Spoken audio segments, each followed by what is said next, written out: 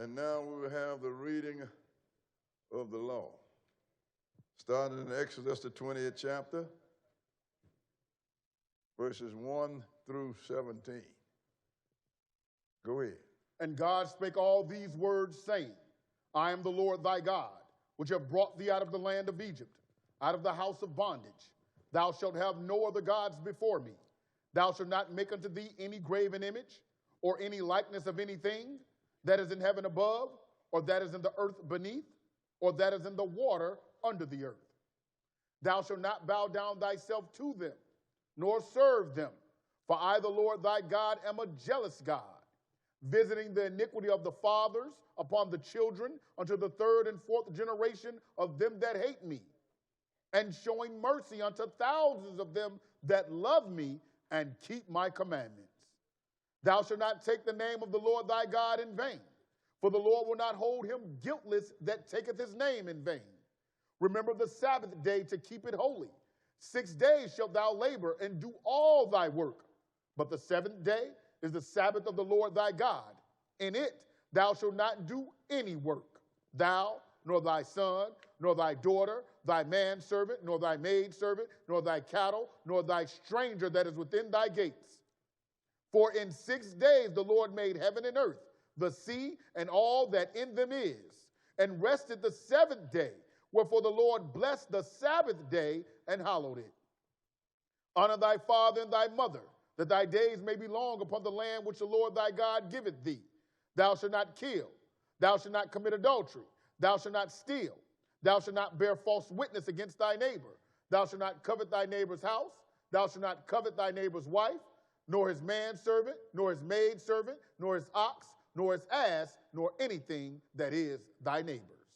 Let's go into Ecclesiastes, the 12th chapter, read verses 13 and 14. Let us hear the conclusion of the whole matter. Fear God and keep his commandments, for this is the whole duty of man.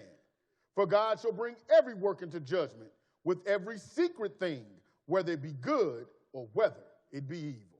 Let's go into Revelation chapter 22, read verses 14 and 15. Blessed are they that do his commandments, that they may have right to the tree of life, and may enter in through the gates into the city. For without are dogs, and sorcerers, and whoremongers, and murderers, and idolaters, and whosoever loveth and maketh a lie. We want to thank God for the reading of the law. And sisters and brothers, we believe in this law. And we urge you to walk in it. Because we have a few brothers that decided they wasn't going to walk in it. And I warned them. Because the Lord is not going to bless a house that tolerates sin. And we ain't going to do it at the Israel of God. I'm talking about everybody that's listening all over. I prescribe to what Joshua said.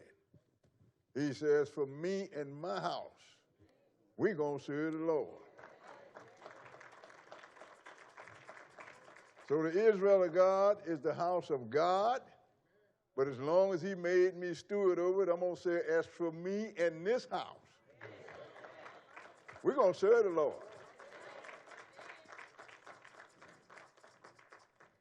Because a brother come up, tell me one of the other classes, he's going to tell me, brother, what you think about more than one wife? I said, you know what? I said, the first day that a man could walk in here with more than one wife would be his last day. Y'all understand me? So brothers, don't play with me on that. There's a whole lot of brothers that are out of the Israel of God right now that wish they can come back, and they cannot. Why? It's because they insisted on breaking the law. Not in this house. As always, it is good to stand before you on the Lord's Sabbath day. You know, sisters and brothers, years ago, I used to do one lesson that was titled The Black History Told by the Prophets. But it got to the point where I had to leave out so many things until I said, look, Our people are so uninformed. I'm going to break this lesson into 4 parts. And then after a while, the Lord put it on my mind, so you done told about man. So now, why don't you do something? Deal with the adoption and make the transition from man to God. Because, sisters and brothers, we are the priests of God. But what's happening to us is that we've gotten caught up in this Roman Gentile Christianity, and they done made us all New Testament Christians. And if you are a New Testament Christian, you will deal with only the New Testament in the Bible. But then it dawned on me. I see why after I started studying myself. Because they know if you go into that Old Testament, you're going to run into yourself. And that's going to change the whole perspective about the whole thing, sisters and brothers. When I started to get some understanding and see what had been done to us as a people, I was extremely angry. Because everything's changed, sisters and brothers. You ever heard that old thing, whitewashed? That's what happened. The Bible was whitewashed. This Bible is our history. And the rest of the people have to coalesce around us because we are the chosen priests of God, and we've been commissioned to bring all of the rest of the sons of Adam to God. But how can we do it if we don't even know who we are? I said, we so messed up and so uninformed until I had to be thorough. I said, the first thing I'm going to have to do is let the people know what color Israel is. That's why this is the first leg. Black history told by the prophets, part 1, color. Brother Bull, you didn't have to go there. I said, look, you got a white people running around here. Now, they're Gentiles. They're your twin brother running around that they're saying Israel. And I remember as growing up, even when I saw the Egyptian, they made the Egyptians white.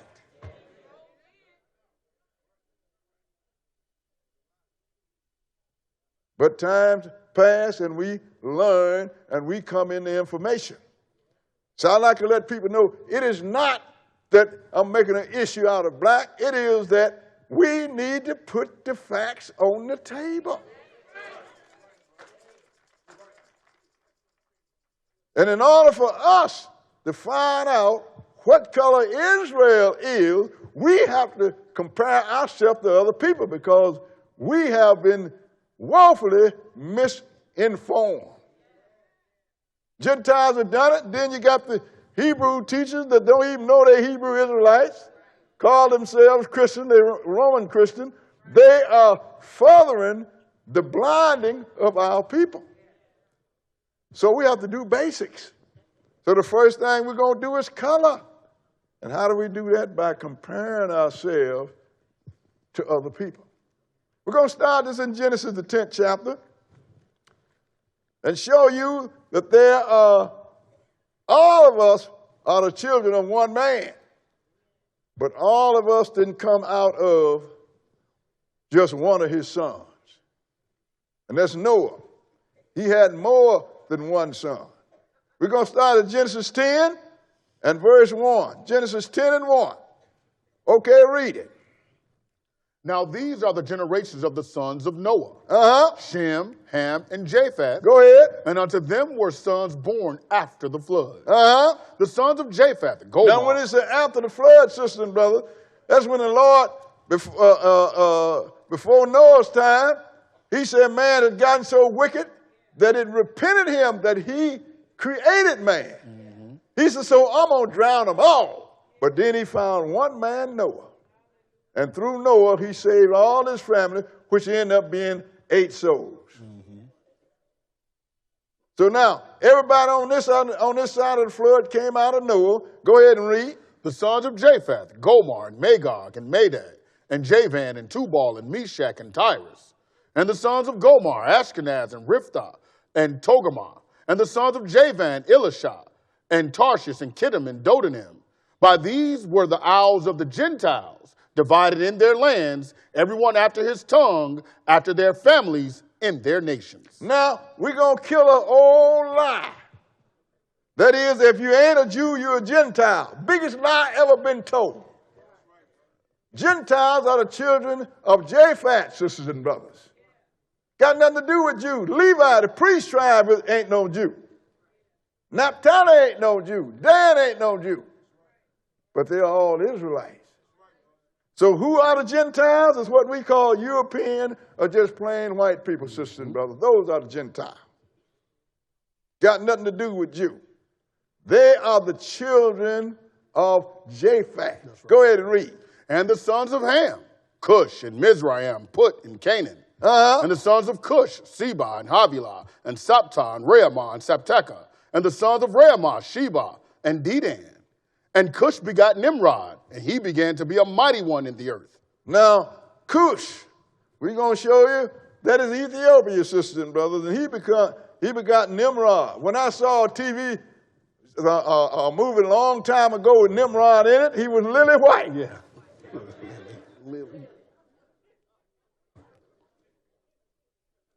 But Cush, that's Ethiopian. That's right. The Greeks looked up on the Cushites and said, these people have burnt faces or burnt skins. So the name for that in Greek was Ethiop, from which came the word Ethiopia. Mm-hmm. What verse are we? We're skipping to verse 10. Verse what? Verse 10. Go ahead and read. And the beginning of his kingdom was Babel, and Erech, and Akkad, and Calneh in the land of Shinar. Now, most people don't know that the original Babylon was Cushites, blacks. Nebuchadnezzar, the Chaldeans, they came along later. But go ahead and read. Out of that land went forth Asher, and builded Nineveh, and the city Rehoboth in Calah. Now, you know the city that Jonah didn't want to prophesy to? Mm-hmm.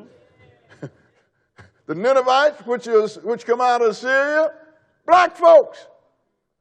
But they treated us so bad. Jonah said, I don't want to preach to these people because I know they're going to repent and God ain't going to kill them. That's right.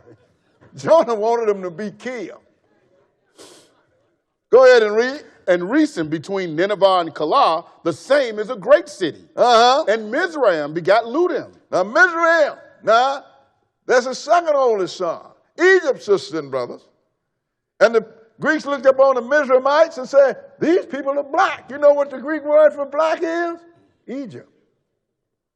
All this was hid from us. Go ahead and read. And Mizraim begot Ludim, and Anamim, and Lehabim, and Naphtuhim, and Pathrusim, and Calsuhim, out of whom came Philistim and Caphtorim. The Philistine, that's the Philistines. That's right. One of the sons of Anak. We talk about him all the time. They call him Goliath. Philistine. You know the big giant that get taken down by David? They show you a great big white guy and a little old bitty white guy with a sling. Information. You had a great big black guy facing a little old bitty white black guy with a sling. Wasn't nothing white in this, sisters and brothers. What I'm saying, just want you to know how woefully we've been uninformed. What verse are we? We have 15. Go ahead. And Canaan begot Zidon, his firstborn, and Heth. Go ahead. And the Jebusite, and the Amorite, and the Girgasite. Go ahead. And the Hivite, and the Archite, and the Sinite.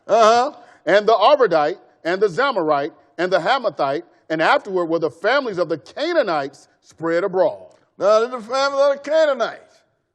Now, skip down to verse 20 and go ahead. These are the sons of Ham, after their families, after their tongues, in their countries, and in their nations. Unto Shem also the father of all the children of Eber. Now, first, the sons of Ham, sisters and brothers, you got them. They're the ones that's called the Africans now. The Canaanites was Ham's fourth son. That's whose land God took from us, from them, and gave it to us. Okay, now back to Shem. What verse was that? Verse 21. Go ahead. Unto Shem also, the father of all the children of Eber, the brother of Japheth the elder, even to him were children born. Now, these are the ones that we came out of, sisters and brothers. We are Shem, which the world called Semitic. Now you get the Jew, people that call themselves Jews, every time something negative happened or said about them, they say you anti-Semitic. You're talking about the Arabs, they're the children of Ishmael. You anti-Semitic. That's right. You talk about us, then we're the children of Israel, then you anti-Semitic. So the word has been misused for one people. So now, we came from Shem, but we came through Abraham, Isaac, and our father Jacob. So we're going to deal with Jacob and his seed because that's whose history we're dealing with. This is the real back history. I ain't worried about somebody made something with a peanut.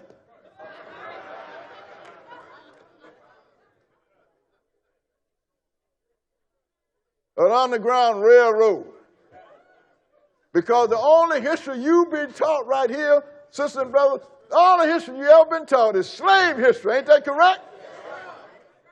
You mean that's all we ever been is slaves? Boy, are you uninformed. Just think about what I'm saying. So let's go into Genesis, the 37th chapter. And we're going to pick it up with our father and our fathers. Genesis chapter 37.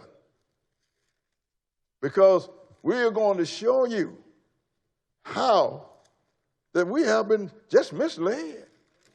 I don't know, looks like somebody must be shooting at the whole world because all of a sudden on YouTube, they showing Israelites are black. Jesus is black.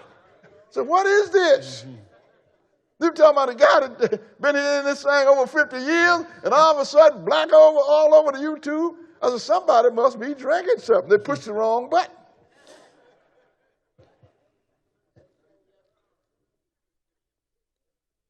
Because everything we ever looked at was white, sisters and brothers.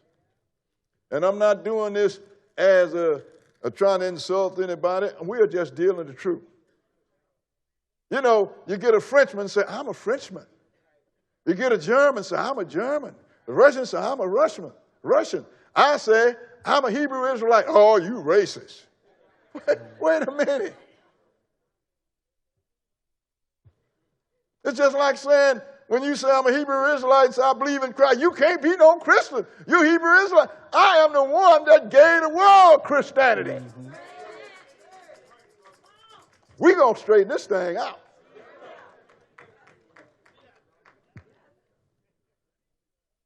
Genesis 37 and verse 1.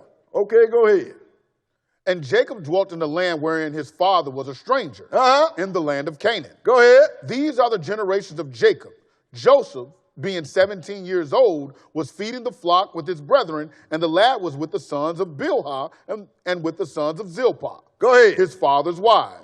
And Joseph brought unto his father their evil report. Now Israel loved Joseph more than all his children, because he was the son of his old age. And he made him a coat of many colors. Go ahead. And when his brethren saw that their father loved him more than all his brethren, they hated him. Now, so that'll give you some information.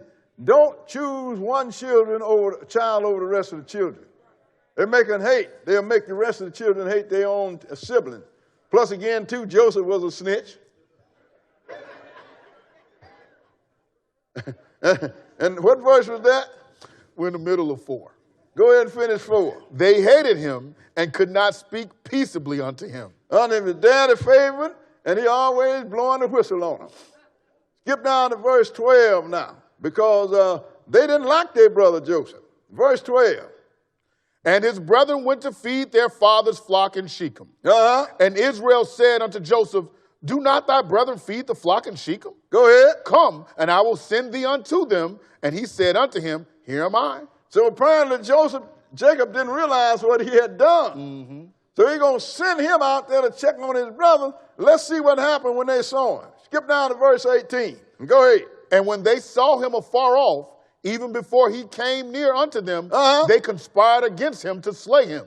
Boy, that's really hatred, ain't it?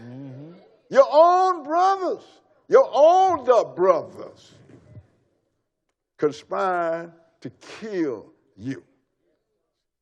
But one made a move to try to save his life. Skip down to verse 21 and go ahead.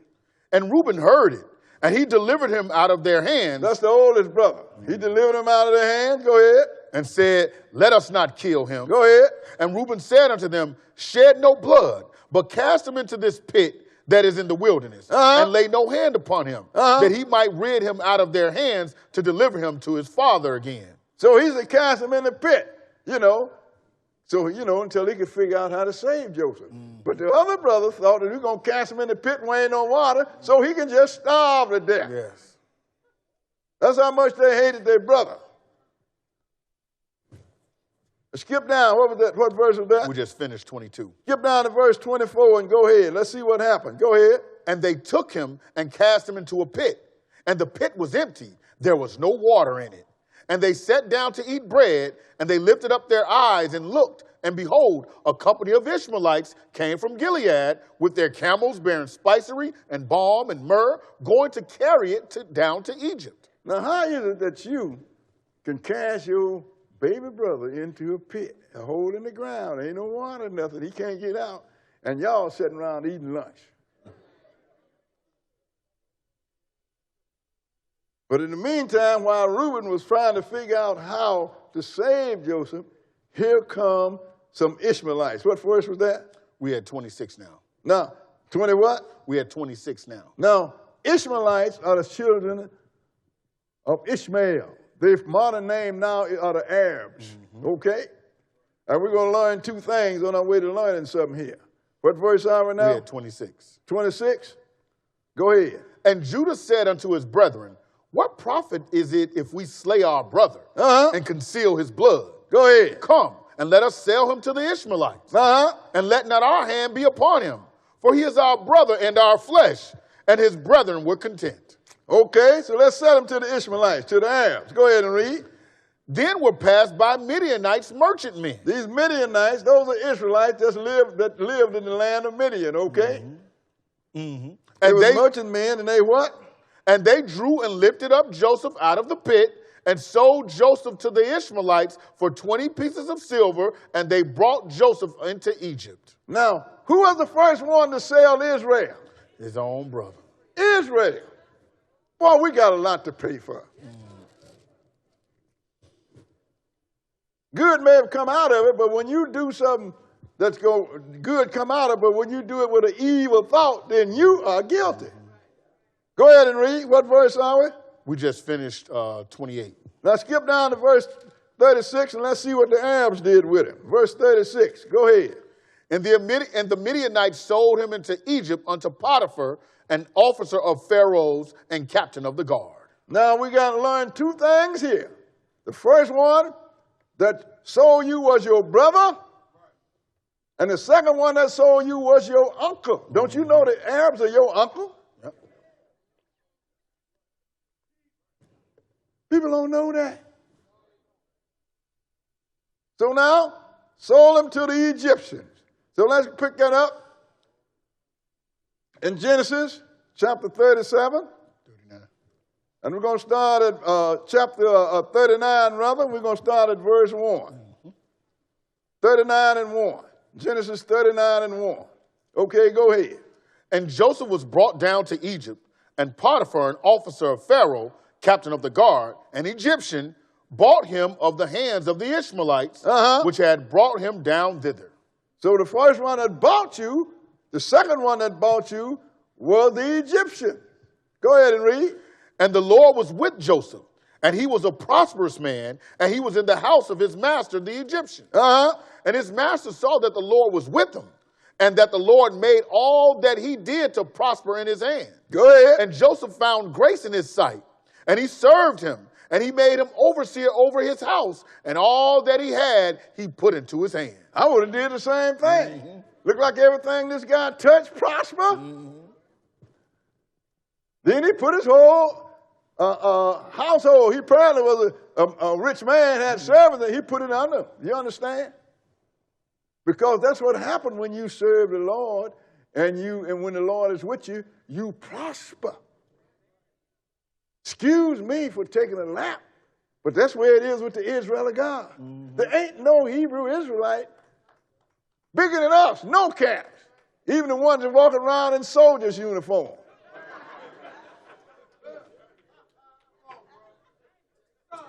Which is going to make themselves easy to find when the killing starts. Skip down to verse 7. Verse 7 and go ahead. And it came to pass after these things that his master's wife cast her eyes upon Joseph. Go ahead. And she said, lie with me.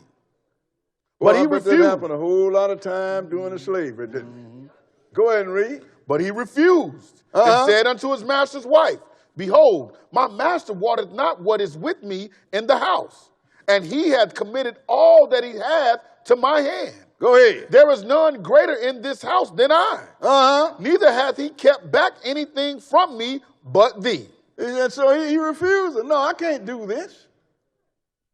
So the master put me over everything. He don't even know his business now. I'm taking care of all his business. That's because he's getting richer and richer by the hand of Joseph. But he haven't kept anything from me except for you. Go ahead and read. Because thou art his wife. How then can I do this great wickedness and sin against God? I just learned something there. You know what I just learned? Sleeping with a married woman was adultery even before the Lord came down on Mount Sinai and told us. That means that Joseph then was taught the law before they even became a nation. That's right. Because he didn't say sin against my master, he said sin against God. That's right. That tell you that he already knew that the Lord had said, thou shalt not commit adultery. That's what you call learning something on your way to learning something. Go ahead and read. And it came to pass, as she spake to Joseph day by day, that he hearkened not unto her to lie by her or to be with her. That had to be hard. Your master's wife every day begging you. Skip down to verse 12. Verse 12 and read it. And she caught him by his garment, saying, lie with me. And he left his garment in her hand and fled and got him out. Now, he probably was naked when he ran out the house.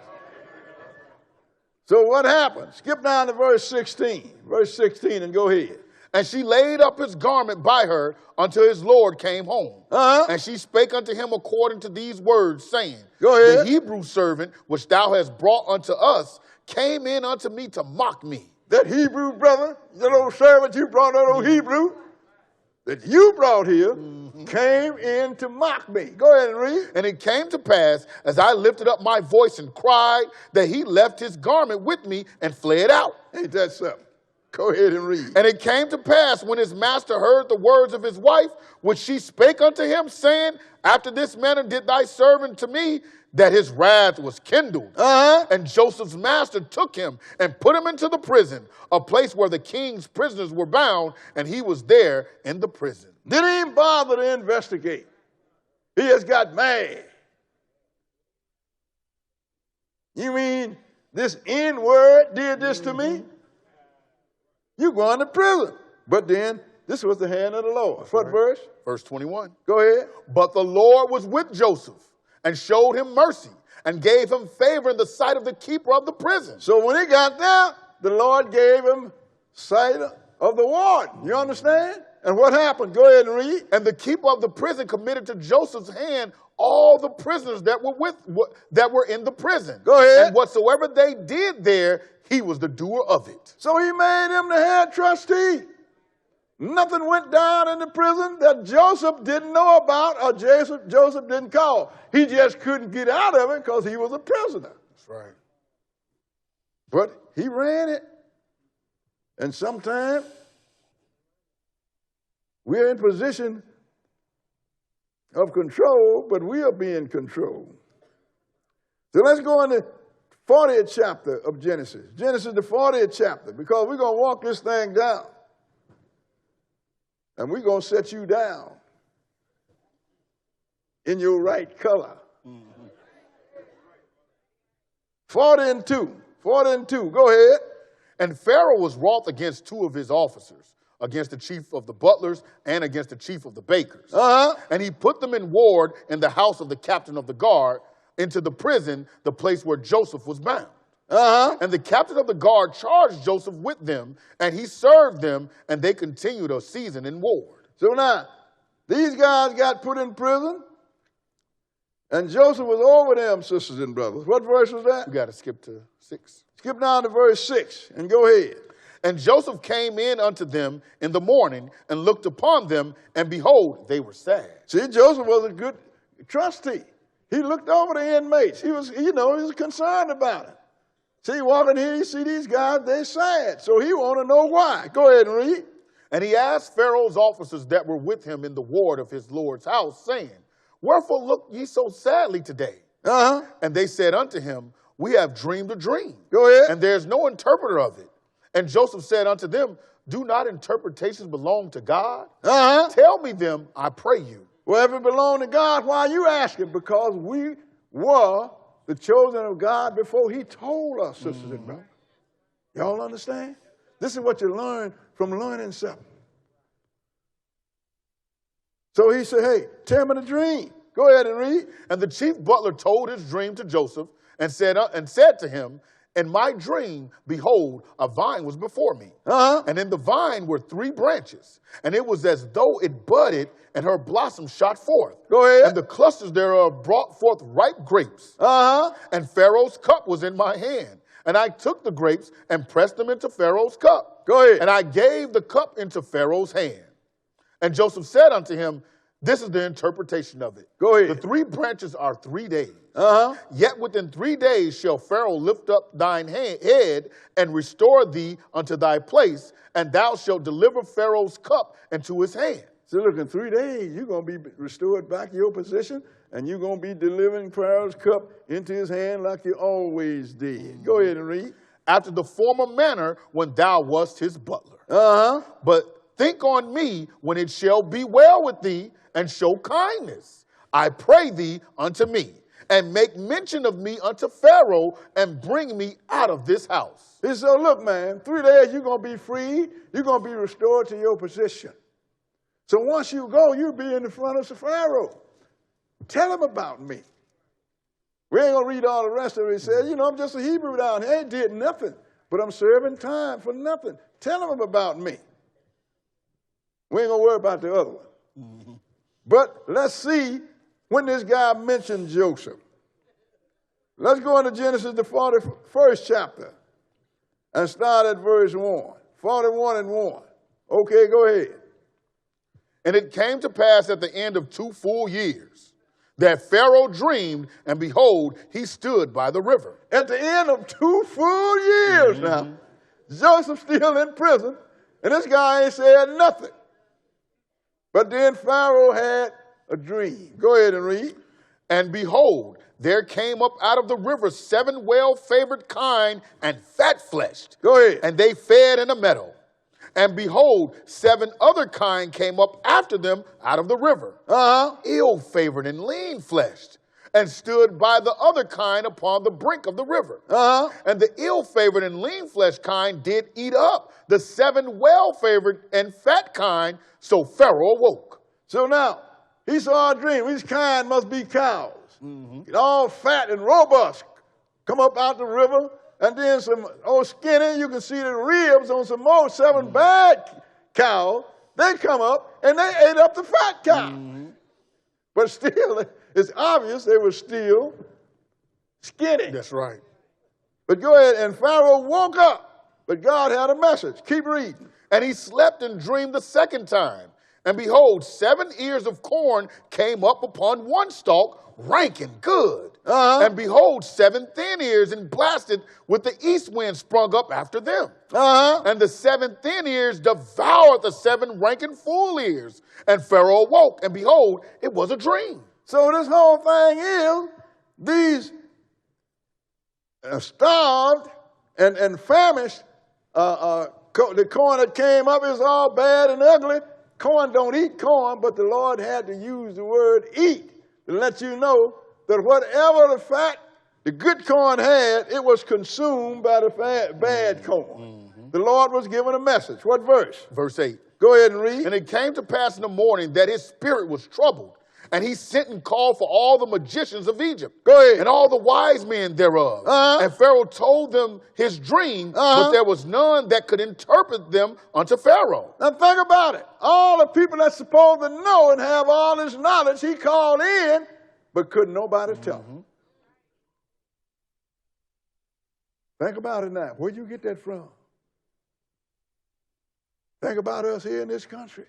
We've been taught all kind of stuff, the Holy Ghost and the this and the that, but we never taught one time that God was creating God. Have you ever heard that before you came here? You know why? Because the priest didn't teach you. So what happened? They couldn't tell him nothing. Go ahead and read what verse? Verse 9. Go ahead. Then spake the chief butler unto Pharaoh, saying, I do remember my faults this day. Oh, now this is the guy that Joseph asked to remember him. Then he said, oh, I remember my faults this day. He wasn't doing it to help Joseph. Right. He wanted to put another feather in his hat. It's all that simple. You need to learn that. Go ahead and read. Pharaoh was wroth with his servants and put me in ward in the captain of the guard's house, both me and the chief baker. And we dreamed a dream in one night, I and he. We dreamed each man according to the interpretation of his dream.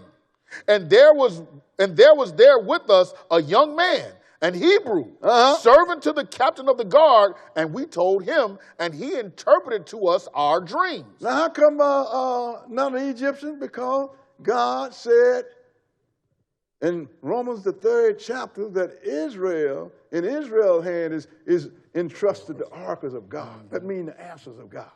Go ahead, what verse? We're in the middle of 12. Go ahead. To each man according to his dream he did interpret. Go ahead. And it came to pass, as he interpreted to us, so it was. Me he restored unto mine office. Go ahead. And him he hanged.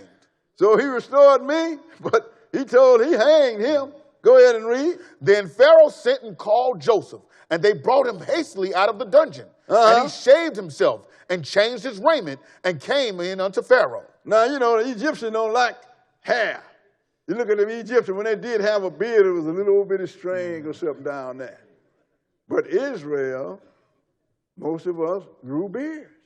So Joseph, knowing that the Egyptians don't like hair, he ain't going to go before Egypt with a hairy face, the king of Egypt with a hairy face, so he shaved himself. Because he come up in question and answers, is shaving, is shaving your beard, is there a sin? No, it wasn't, because if it was, then Joseph was in trouble. That's right. But the Lord was with him. What verse? We're at 15. Go ahead. And Pharaoh said unto Joseph, I have dreamed a dream, and there is none that can interpret it. Go ahead. And I have heard say of thee that thou canst understand a dream to interpret it. Go ahead. And Joseph answered Pharaoh, saying, it is not in me. God shall give Pharaoh an answer of peace. See, this is where it comes from God. And the servant of God don't take the credit that God deserves. Right. God gonna give you an answer. Go ahead. Skip down. Skip down, what was that, verse 28? Yep. Verse 28, go ahead. This is the thing which I have spoken unto Pharaoh. What God is about to do, he showeth unto Pharaoh. Behold, there come 7 years of great plenty throughout all the land of Egypt. And there shall arise after them 7 years of famine. Go ahead. And all the plenty shall be forgotten in the land of Egypt, and the famine shall consume the land. So now that's why the fat cows, the skinny cows ate up the fat. Or the sick corn ate up the robust corn. Because it's letting you know that you're going to have 7 years of nothing but plenty. I mean, you're going to have bumper crops. But after them bumper crops, something else is coming, the famine. Go ahead and read. And the plenty shall not be known in the land by reason of that famine following. For it shall be very grievous. Go ahead. And for that the dream was doubled unto Pharaoh twice. It is because the thing is established by God, and God will shortly bring it to pass. So you had it twice because the Lord will let you double it, because he wants you to know this is going to happen. Don't just think I just had me a little old dream and ain't nothing going to happen. No, this is going to happen. And I want you to understand that. Because one dream, what was that verse was that? We're at 33. Go ahead and read. Now therefore let Pharaoh look out a man discreet and wise, and set him over the land of Egypt. Go ahead. Let Pharaoh do this, and let him appoint officers over the land, and take up the 5th part of the land of Egypt in the 7 plenteous years. Now, he said, so I want you to get a smart man, one that think and set him over this affair. So he can go, while you're doing good, we're having bumper crops, to start preparing for the time where you ain't going to have no crops at all. I want you to get a wise and understanding man to put over that. So let's see what happened. Go ahead and read. And let them gather all the food of those good years that come. Go ahead. And lay up corn under the hand of Pharaoh. And let them keep food in the cities. Go ahead. And that food shall be for store to the land against the 7 years of famine, which shall be in the land of Egypt, that the land perish not through the famine. So now, he said, let them do this. And Pharaoh surprised him. Skip down to verse 39 and go ahead.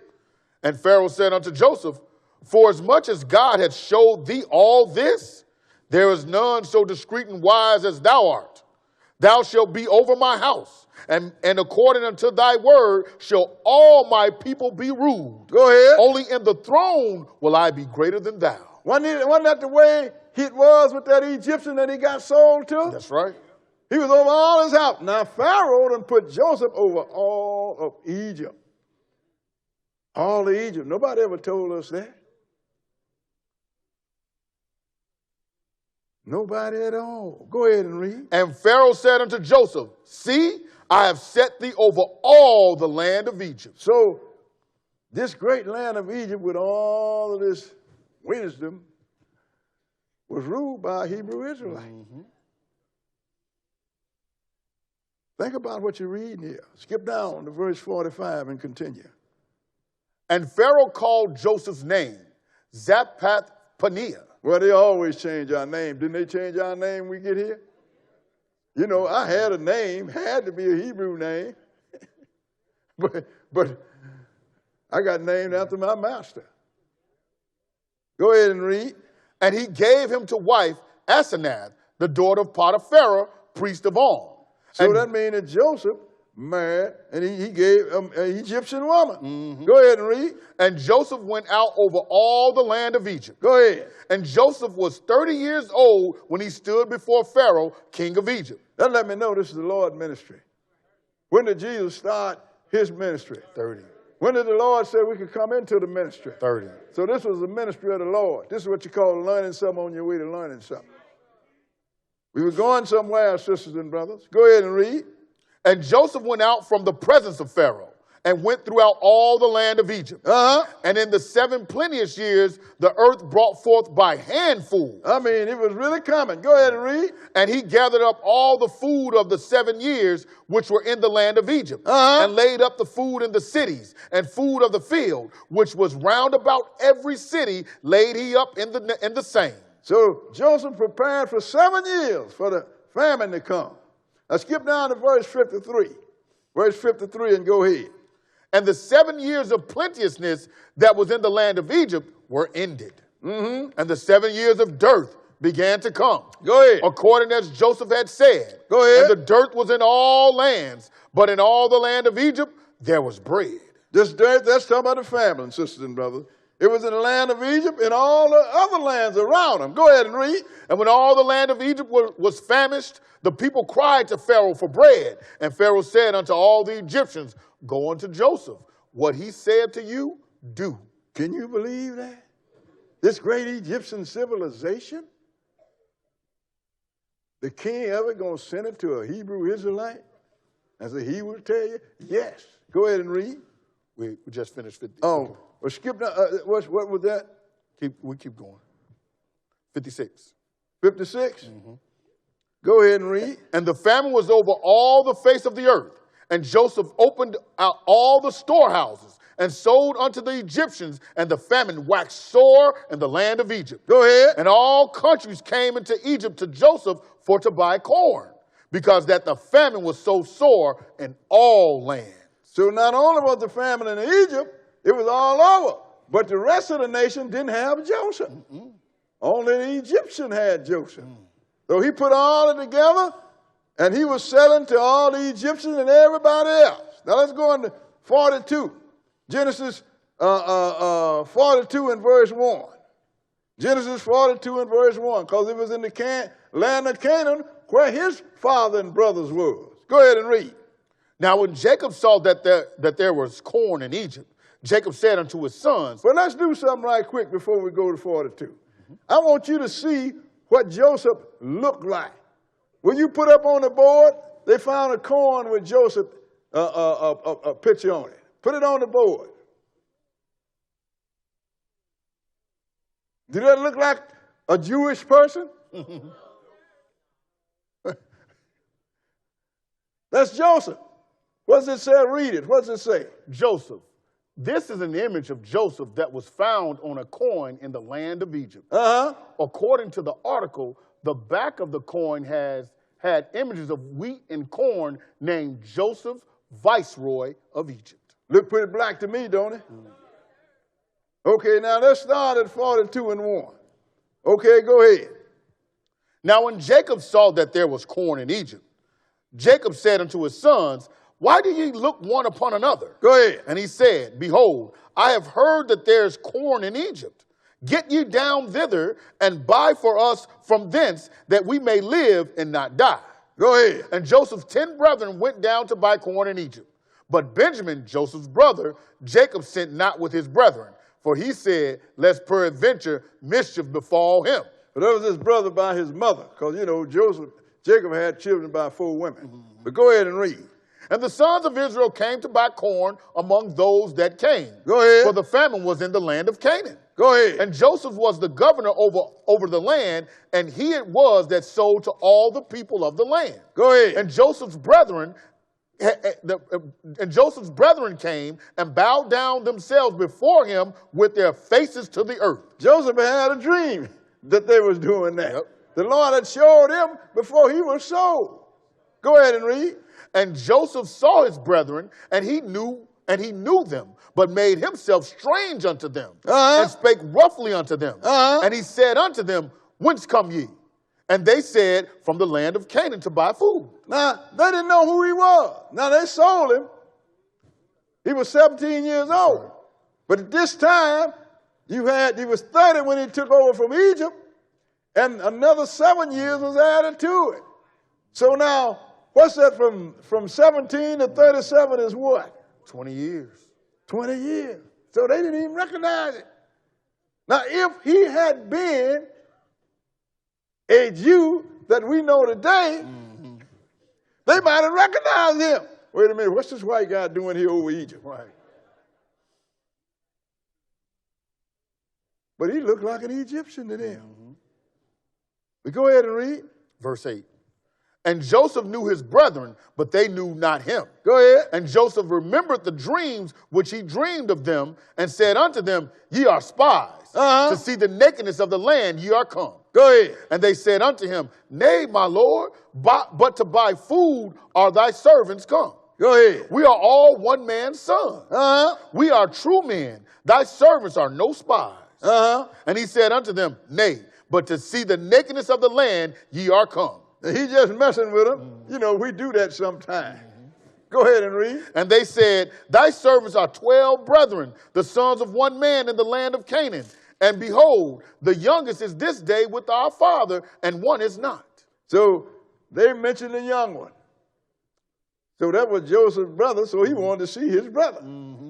So what did he do? Skip down to verse 20 and go ahead. But bring your youngest brother unto me. So shall your words be verified, and ye shall not die. So now if you got a young brother, you're going to bring him to me, then I know that you ain't lying to me, so I won't kill you. Go ahead and read. And they did so. And they said one to another, we are verily guilty concerning our brother, and that we saw the anguish of his soul when he besought us, and we would not hear. Go ahead. Therefore is this distress come upon us. So look, we are getting for what we did. We sold our little brother. So payday has come now. But keep reading. And Reuben answered them, saying, spake I not unto you, saying, do not sin against the child? Go ahead. And ye would not hear? Therefore, behold, also his blood is required. See, I told y'all not to do this. So now payday has come. In the meantime, what was Joseph doing? Go ahead and read. And they knew not that Joseph understood them, for he spake unto them by an interpreter. They didn't know that that was their young brother. They thought that was just another Egyptian. And Joseph didn't make it better, so he spoke to them by an interpreter, sisters and brothers. That's really something. You talk about, oh man, we done did this, we done did that, in front of somebody that you think that don't understand the language. You can get caught, sisters and brothers. I remember years ago, when I was a heating and air conditioning repairman, we went to this Hispanic grocery store.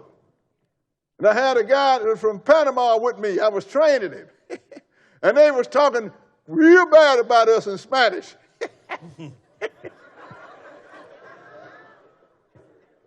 And the brother with me understood it. And he said something in Spanish, they always got that big. I didn't say nothing. And I got outside, he said, boy, they were really talking about us real bad in Spanish. So I had to say something to let them know that I understood every word they said. That is really bad, ain't it? So it was there with Joseph's sisters and brothers. So now, he understood everything that they said, and they did not know that he did. So let's go in the 45th chapter of Genesis. 45. I tell you, sisters and brothers, you shouldn't say ugly about nobody in no language, because you never know who can and cannot understand you. 45 and 1. Genesis 45 and verse 1. Okay, read it. Then Joseph could not refrain himself before all them that stood by him. And he cried, cause every man to go out from me. And there stood no man with him. Go ahead. While Joseph made himself known unto his brethren. And he wept aloud. And the Egyptians in the house of Pharaoh heard. And Joseph said unto his brethren, I am Joseph. Doth my father yet live? Well, that had to hit him in the head. Because he couldn't hold it no more. And the brother's so glad now he's seen his brothers. They ain't seen him in 20 years. Now he done started crying. And then he asked, I'm Joseph. Told him, my father still lives. I bet everybody was like, Go ahead and read. And his brother could not answer him. Of course they couldn't. Go ahead. For they were troubled at his presence. Now payday gonna come now. Go ahead and read. And Joseph said unto his brethren, come near to me, I pray you. And they came near. And he said, I am Joseph your brother, whom ye sold unto Egypt. Now that's such a note that they thought he was an Egyptian. That means he had to be the same color as an Egyptian. Ain't that correct? Go ahead and read. Now therefore be not grieved, nor angry with yourselves, that ye sold me hither. Go ahead. For God did send me before you to preserve life. So you sold me, and God was behind it. You just didn't know it. Skip down to verse 9 and go ahead. Haste ye, and go up to my father, and say unto him, thus saith thy son Joseph. Go ahead. God hath made me Lord of all Egypt. Come down unto me, tarry not. So go tell my father, hey, I'm the man in Egypt. Come on down here. I give y'all a place to live. Skip down to verse 28 and see what happened. Go ahead. And Israel said, it is enough. Joseph, my son, is yet alive. I will go and see him before I die. Now, they had to convince him, but when he saw all them chariots and stuff that they brought for him, he said, I'm going to go see him. So Joseph went down in Egypt, Jacob went out in Egypt, sisters and brothers, and that's where he died at, in Egypt. Now, after he died, they went to bury him, and Jacob had made Joseph swear that he would take him and bury him in the land of Canaan. So let's go into the 50th chapter of Genesis. Think about it. If you were a New Testament Christian, you wouldn't even read none of this, would you? 50, and we're going to start at verse 5. Because after he died, he asked Pharaoh, let me go and do what I promised my dad I'd do. Go ahead and read. My father made me swear, saying, lo, I die. And my grave, which I have digged for me in the land of Canaan, there shalt thou bury me. Go ahead. Now therefore let me go up, I pray thee, and bury my father, and I will come again. Go ahead. And Pharaoh said, go up and bury thy father, according as he made thee swear. And Joseph went up to bury his father, and with him went up all the servants of Pharaoh, the elders of his house, and all the elders of the land of Egypt. Now, all of us together, sisters and brothers, so sure the elders of Pharaoh, because Joseph was a big man in Egypt. Right. All the dignitaries went with him. Go ahead and read. And all the house of Joseph and his brethren and his father's house, only their little ones and their flocks and their herds they left in the land of Goshen. Go ahead. And there went up with him both chariots and horsemen, and it was a very great company. And they came to the threshing floor of Atad, which is beyond Jordan. Go ahead. And there they mourned with a great and very sore lamentation. And he made a mourning for his father 7 days. Go ahead. And when the inhabitants of the land, the Canaanites, saw the mourning in the floor of Atad, they said, this is a grievous mourning to the Egyptians. There's a grievous mourning to the Egyptian and the Hebrews. To the Egyptians. Because they didn't see nothing but black folks That's there. right. And they knew most of the clothing was Egyptian. This is a grievous mourning for the Egyptians. It's just like us. Look at most of us. What kind of clothes we wear now? But if we went in a room with a bunch of Gentiles, they still say, hey, this is a Hebrew with Gentile clothes That's on. right. But this is a grievous mourning of the Egyptians. Therefore, it's what?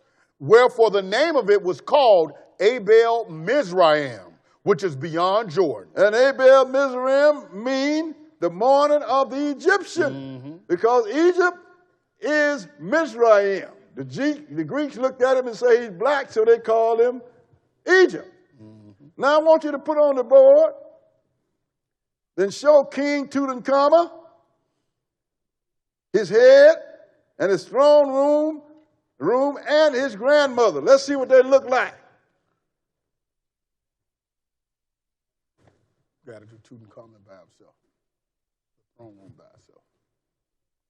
Did y'all hear me? Okay. You know, you heard of King Tut? Tut was short for Tutankhamun. Who's he look like? Look at that person over there. Who do they look like? Now look at Tutankhamun's grandmother, Queen Ty. Who does she look like? Your grandmama. All these are black. But there's a caption under the one in the throne room I want you to read. Switch to the other Let's picture. see if you can, I want you to see what's written under that caption. Switch to the other picture. They can't blow it up and show it? Switch to the other picture, guys. Let's switch to the other picture, you say? Of the throne room with the caption. Pitch to the throne room by itself.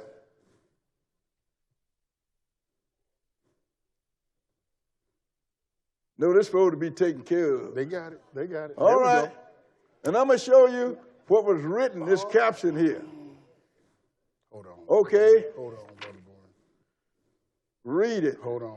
It's up there on the board now. No, that's Well, is that it? that's not the caption you want. Oh, that's not the caption I want? Well, you're going to have to read it out of the book then. Yeah. Because I thought I'd put it up. Because I want to let you know, sisters and brothers, how accurate we are on this thing. Because I want to see what was written under this caption. This is Tutankhamun, and that's his queen. Now, how can you get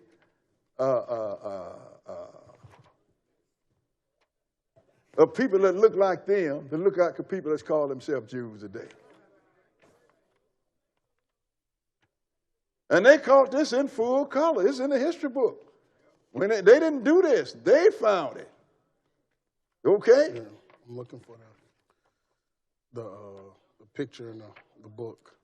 It looked like Antoine ain't going to find that now because I wanted that read, sisters and brothers. What is under that? Because Egyptologists, every time Egyptologists come before you, he black, but he got his information from white. And they said that Israel was not enslaved in Egypt. Now, I really want you to read that. Where's that? I asked them to put The writing. Maybe I gotta look in my own book. 68. You got it? Great. Thank you.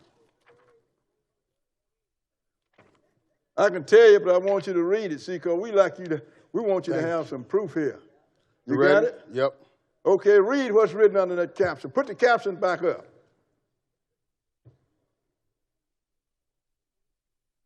This is what that little writing is, what it said. Go ahead and read it. When the tomb of Egyptian King Tutankhamun was discovered virtually intact in the 1920s, it yielded a breathtaking collection of art objects from the 14th century BC, just a few years before the Exodus. So then, that lets you know what Israel looked like, didn't it? This is what Joseph was thought to be. How can you deny that? We didn't come up with this information. Just show me one more picture with all three of them one more time, brother, because I want y'all to understand this. And look at Tutankhamun like a spider's out of his crown. Don't that look like cornrows under there? These are the people that we look like. Now let's continue. Now let's go into Exodus, the first chapter, because time passed, and eventually there was a Pharaoh came up that didn't know Joseph.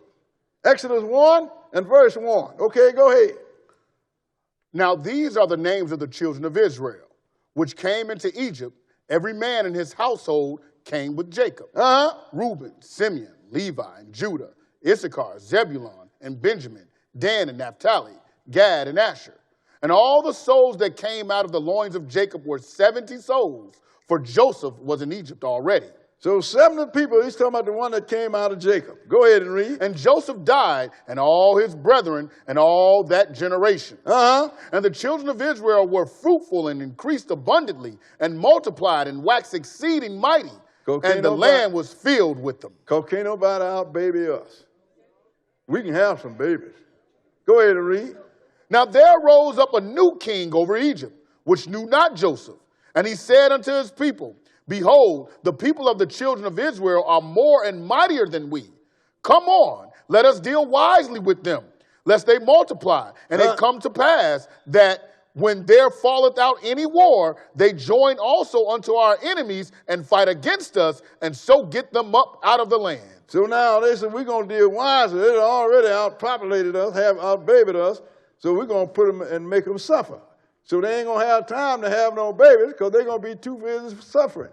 Boy, did they misread Israel. Go ahead and read. Therefore they did set over them taskmasters to afflict them with their burdens. And they built for Pharaoh treasure cities, Pithom and Ramses. So all them, you see them big cities and the pyramids and all that stuff, your ancestors built them. Okay? I just want to let you know who did this. Go ahead and read. But the more they afflicted them, the more they multiplied and grew. Say, hey, you done took everything from us. The only thing I got is my old lady. So she's going to get more of my time. That means you're going to have more babies.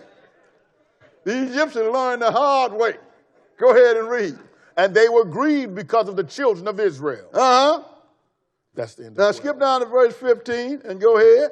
And the king of Egypt spake to the Hebrew midwives, of which the name of one was Shiphrah, and the name of the other Puah. So I know what a midwife is because that's what delivered me, sisters and brothers, a midwife. You know, they say you didn't go to the hospital, bring in the doctor. You had this woman that run around, these women that run around delivering babies. You still got some left. Go ahead and read. And he said, when you do the office of a midwife to the Hebrew women, and see them upon the stools, if it be a son, then ye shall kill him. But if it be a daughter, then she shall live. You know what this Pharaoh was trying to do? He was trying to terminate the nation of Israel. Because you are what your father is. If you kill all of the males and save all the females, you terminate the nation. Because whoever sleep with the Hebrew woman, if the Egyptian slept with her, then the child was an Egyptian. Go ahead and read what verse? Verse 17. But the midwives feared God and did not as the king of Egypt commanded them, but saved the men children alive. So now, They wouldn't do it, so he gave commandment to all of his servants. Skip down to verse 22 and read it. And Pharaoh charged all his people, saying, every son that is born ye shall cast into the river, and every daughter ye shall save alive. Now, so the people that tried to terminate us all together look like us. Ain't that something? You got brothers Hebrews running around mad at the white man. I tell you something, the Egyptian did you much worse than the white man. And we're going to really show you that in slavery. That by the time the white man got us, the Hamites had put so many lumps on us and we didn't have another spot to put another knot. People that look just like you tried to terminate the whole nation, sisters and brothers. Think about it. So now that 70 souls that went out in Egypt, that they built that big crowd, well, don't you know that 53 of them was unmarried males? Where do you think them guys got their wives from? From among the Egyptians, sisters and brothers, before they turned sour. So let's go into Exodus, the 2nd chapter, and see who come on the scene while Pharaoh was trying to terminate Israel. Exodus 2, and we're going to start at verse 1. Exodus 2 and 1. Okay, read it. And there went a man of the house of Levi, and took to wife a daughter of Levi. And the woman conceived, and bare a son. And when she saw him, that he was a goodly child, she hid him 3 months. Go ahead. And when she could not longer hide him, she took for him an ark of bulrushes, and daubed it with slime and with pitch, and put the child therein. And she laid it in the flags by the river's brink. Now, these Egyptians was hard, man. Everybody was watching the Hebrew Israelites' families. See if it was a male was born. If it was a male, they send them soldiers in there, take that male, take him and throw him in the Nile River. You know they got some big crocodiles in the Nile River. They ate good. But this is Moses' mother. She couldn't hide him. She hid him for 3 months. But when they got breathing down her, I guess she says, look, I can't stand to see him die. So she made a little old bitty boat and put him in the flags of the river. You know, flags of the weeds, you know, growing up in the water. And let's see what happened. Go ahead and read. And his sister stood afar off to wit what would be done to him. That's Miriam. So she was older than Moses. So because Moses was a baby, she was watching to see what's going to happen. Go ahead and read. And the daughter of Pharaoh came down to wash herself at the river. Go ahead. And her maidens walked along by the river's side. And when she saw the ark among the flags, she sent her maid to fetch it. And when she had opened it, she saw the child. And behold, the babe wept. And she had compassion on him and said, this is one of the Hebrews' children. Isn't this something? Not anybody's daughter, the Pharaoh's daughter. So she went out there, and when they said, go and see what's there. And Moses started to cry. She said, this is one of the Hebrew children. How she know he was black and he was male? So she know that her father was trying to kill them all. But what happened? Go ahead and read. Then said his sister to Pharaoh's daughter, shall I go and call to thee a nurse of the Hebrew women, that she may nurse the child for thee? So Miriam saw that the woman had compassion on Moses. So she come up and made a suggestion. Can I go and get a Hebrew woman to nurse this child for you? What did Pharaoh's daughter do? Go ahead. And Pharaoh's daughter said to her, go. And the maid went and called the child's mother. Isn't that something? Now the difference now is that she is raising Moses, and everybody thinking she raising Moses for Pharaoh's daughter. And that Moses is an Egyptian. Can you see this? So she couldn't hide him under her own protection. So now the Lord fixed it so she would not only raise Moses, her own child, under protection of Pharaoh's daughter, but she getting paid for it. Yeah. Think about what I'm saying. What verse? We're verse 9. Go ahead and read. And Pharaoh's daughter said unto her, take this child away and nurse it for me, and I will give thee thy wages. Ain't that something? And I'm going to pay you for raising your own child that you couldn't keep hid to keep your daddy from killing him. I will pay you. Go ahead and read. And the woman took the child and nursed it. And the child grew, and she brought him unto Pharaoh's daughter, and he became her son. And she called his name Moses. And she said, because I drew him out of the water. That's up from the water. That's what Moses means. Think about it now, sisters and brothers. I want you to really think about this. Moses was not only mistaken for an Egyptian, he was mistaken for Pharaoh's grandson. I have 3 grandchildren, sisters and brothers. And every one of them at one time had been on this knee. I even had in the old class some of the people complain because before we got into it, I had grandchildren up there on my knee. My brother was up there with his grandchildren on his knee. I know the heart of a grandfather. Therefore, Pharaoh had the same heart. Many times I bet Moses was sitting on his knee. Now, if the Egyptian looked like me, and Moses looked like the people that call themselves Jews, you think Pharaoh wouldn't have, hey, wait a minute.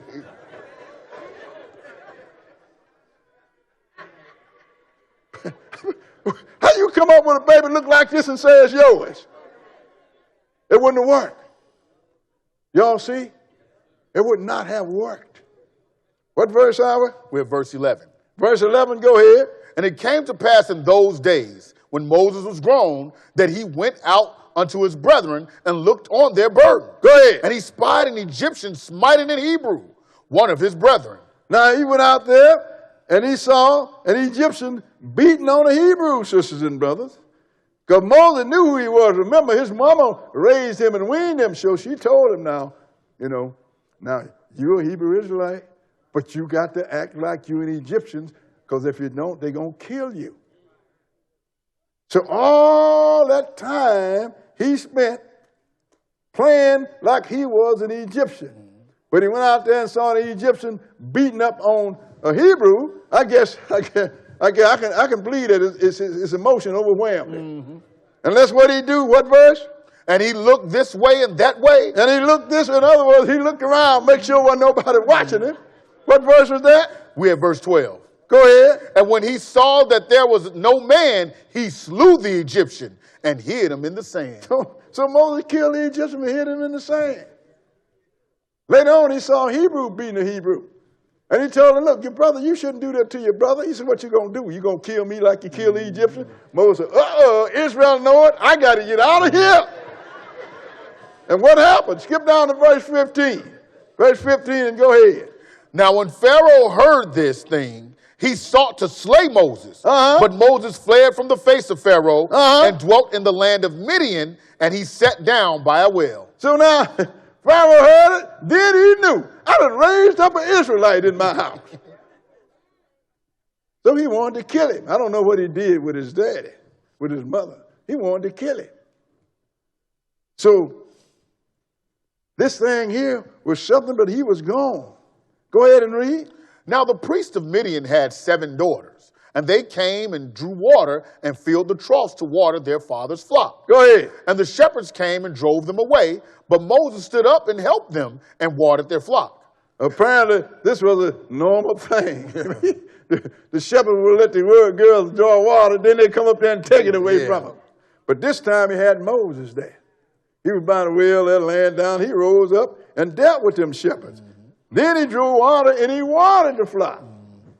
Go ahead and read what verse? We're at 18. Go ahead. And when they came to Reuel, their father, he said, how is it that ye are come so soon today? Because he knew that what was going to, they always come later, because the shepherd would do that to him every time. But this time Moses was there. That means Moses is a bad dude. Go ahead and read.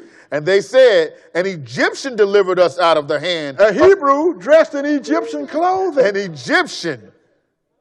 Oh. An Egyptian delivered us out of the hand of the shepherd. Go ahead and read. And also drew water enough for us and watered the flock. Go ahead. And he said unto his daughters, and where is he? Go ahead. Why is it that ye have left the man? Call him that he may eat bread. Go ahead. And Moses was content to dwell with the man. He gave Moses Zipporah, his daughter. Look, y'all done seen the movie. That's the only movie that I remember my parents going to look at was called The 10 Commandments. And the Moses I saw on there was white as this sheet. Anybody ever seen that movie? What color was he? You could not have thought he was an Egyptian, could you? I'm just showing you the degree of the whitewash. Skip down to verse 23 and go ahead. And it came to pass in process of time that the king of Egypt died, and the children of Israel sighed by reason of the bondage. And they cried, and their cry came up unto God by reason of the bondage. Now, it got that the one that was going to kill Moses, he died. But they still had Israel in chattel slavery, and it was really hurting them, and they was crying out to the Lord. So the Lord heard them. Let's go into Exodus, the 3rd chapter. Exodus chapter 3. Right now, sisters and brothers, everything that we have read, except for the children of Ishmael, have been about black folks that look like us. Exodus 3 and 1. Go ahead and read. Now Moses kept the flock of Jethro, his father-in-law, the priest of Midian, and he led the flock to the backside of the desert and came to the mountain of God, even to Horeb. That's why it took me some time, sisters and brothers, to look at it.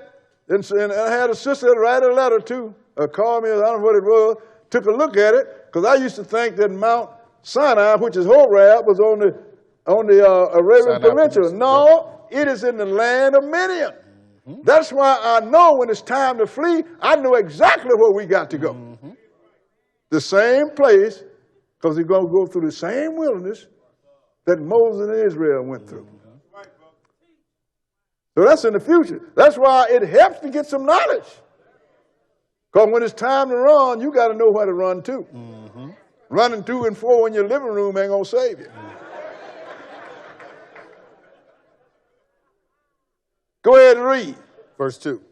And the angel of the Lord appeared unto him in a flame of fire out of the midst of a bush. And he looked, and behold, the bush burned with fire, and the bush was not consumed. Go ahead. And Moses said, I will now turn aside and see this great sight, while the bush is not burnt. That is a great sight. It's burning, but ain't nothing being consumed. Go ahead and read. And when the Lord saw that he turned aside to see, God called unto him out of the midst of the bush. Wait a minute. Didn't it say an angel was in the bush? Said, yes. Well, how did God call him? Because God speaks through angels, sisters and brothers. This was the angel that called when Jesus got baptized. This is my beloved son in whom I'm well pleased. That's right. The Father didn't do that. The book tells you we ain't never heard the Father's voice at any time or seen his shape. So is the Father spoke to the angel and said what? God called unto him out of the midst of the bush and said, Moses, Moses. And he said, here am I. Go ahead. And he said, draw not nigh hither. Put off thy shoes from off thy feet, for the place whereon thou standest is holy ground. Go ahead. Moreover, he said, I am the God of thy father, the God of Abraham, the God of Isaac, and the God of Jacob. And Moses hid his face, for he was afraid to look upon God. I guess you hear the voice, you know the voice of God, even though it was an angel and you're on holy ground. I'd have fell on my face right. too. Go ahead. And the Lord said, I have surely seen the affliction of my people, which are in Egypt, and have heard their cry by reason of their taskmasters. Go ahead. For I know their sorrow. He says, so I'm going to tell you something. I see what the Egyptians doing to my people. And I done heard them. Skip down to verse 10, because I'm going to tell you what I'm going to do. Go ahead and read. Come now, therefore, and I will send thee unto Pharaoh, that thou mayest bring forth my people, the children of Israel, out of Egypt. So I'm going to send you to bring forth my people out of Egypt. Now let's go into Exodus, the 4th chapter, and continue this. Exodus 4 and 1, because the Lord had to really talk to Moses. 4 and 1, go ahead and read. And Moses answered and said, but behold, they will not believe me, nor hearken unto my voice. For they will say, the Lord hath not appeared unto thee. Boy, people tell me that all the time. You know, my brother, you don't know what you're talking about. The Lord didn't say that. But in my case, I said, I read it. Man wrote the book. Go ahead and read. And the Lord said unto him, what is that in thine hand? And he said, a rod. And he said, cast it on the ground. So that's what we're talking about. You see these sticks, that's what we call a rod that we be walking around with. The Lord said, cast it on the ground. Go ahead and read. And he cast it on the ground. and it became a serpent. Uh-huh. And Moses fled from before it. I guess that's the thing to do. All of a sudden, the thing turned into a snake. I'd run too. That's right. Go ahead and read. And the Lord said unto Moses, put forth thine hand and take it by the tail. And he put forth his hand and caught it, and it became a rod in his hand. So the Lord just letting him know, I'm doing this. I want to show you my power. Skip down to verse 6 and go ahead.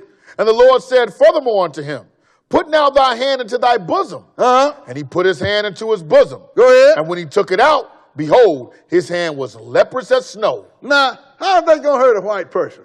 I'm going to put my hand in my bosom. It's white, and I'm going to put it out. And it's still white. That ain't going to get their attention. But if I put my hand in there and pull it out and it's white, you just got my attention. That's right. Lord is showing you practical stuff that nobody want to pull you because everybody's caught up in the Holy Ghost, in which they wouldn't know if it crawled up and bit them on the foot. What verse? Verse 7. Go ahead. And he said, put thine hand into thy bosom again. And he put his hand into his bosom again, and he plucked it out of his bosom, and behold, it was turned again as his other flesh. So it's black again. That's right. But skip down to verse 19 and go ahead. And the Lord said unto Moses in Midian, go, return into Egypt, for all the men are dead which sought thy life. That's what was told with Jesus when God called him out of Egypt. We're going to show you this. All the men are dead which sought your life. Go ahead and read. And Moses took his wife and his sons and set them upon an ass, and he returned to the land of Egypt, and Moses took the rod of God in his hand. Go ahead.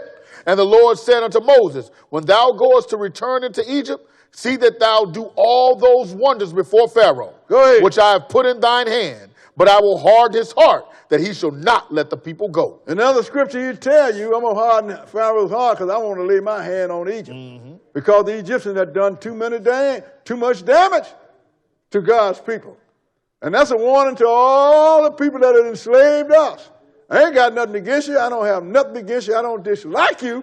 But God is going to pay you. Just like he paid Egypt and like he paid the Assyrians. That's right. Where are the Assyrians nowadays? Don't nobody know who they are now. And that used to be one of the most feared nations on earth. Yep. Go ahead and read. And thou shalt say unto Pharaoh, thus saith the Lord, Israel is my son, even my firstborn. What does it mean, even my son and my firstborn? Because the Lord adopted Israel. And when he comes during the 1,000-year millennium period, he's going to adopt all the nations. But right now, individual strangers or Gentiles can be adopted into God's family. They can become spiritual Israel. But they still can't break the protocol. Y'all understand? But it'd be nice to make the adoption. Get baptized if you're a stranger and you ain't circumcised, or if you're Israelites, you ain't circumcised, get circumcised and get baptized. Now you have become spiritual Israel, a part of the commonwealth of Israel. I can read that to you, but what verse? Go ahead. We're at 23. Uh-huh. And I say unto thee, let my son go, that he may serve me. Go ahead. And if thou refuse to let him go, behold, I will slay thy son, even thy firstborn. So now, that's because God had adopted Jacob and changed his name to Israel. When you adopt somebody, do you let them retain their own name? You give them yours. So Israel is the first adopted. Right now as a nation, we're the only adopted. But he's going to adopt all of the rest of the sons of Noah. It's just a matter of time. But the Lord said, Israel is my son, he's my firstborn. If you don't let my son go, I'm going to kill your son, even your firstborn. And the Lord wouldn't let him go because he done killed up all the Egyptians and killed up all the young males in Moses' time. God is a collector, sisters and brothers. That's why I said in Hebrews, he scourges all of those that he loves. Because he's going to collect. For you sinning against, he's going to beat your head. He's going to knuckle your skull. And if you endure it, then he's going to treat you like a child. But let's go a little further. Because he said, I'm going to kill your firstborn, and he did that 12 plagues later. So let's go down to Exodus, the 12th chapter. Exodus chapter 12.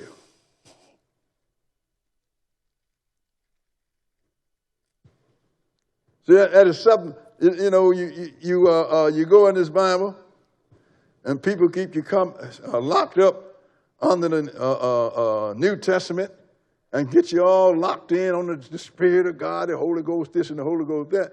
But still, sisters and brothers, all of this have to come by way of a physical person, don't it? So when you look like physical, they don't look like nothing like what the Bible defines. Right. So in order to keep you from finding this out, they're going to keep you out of it. It's all that simple. 12:1. This is when the Lord's getting ready to spring Israel. They done been down there for 430 years in captivity. Go ahead and read. And the Lord spake unto Moses and Aaron in the land of Egypt, saying, Go ahead. This month shall be unto you the beginning of months. It shall be the first month of the year to you. That's why our calendar Abib starts with Abib. It don't start in January. Why? Because we're using God's calendar. He come up with his own month, the beginning of the year. Go ahead and read.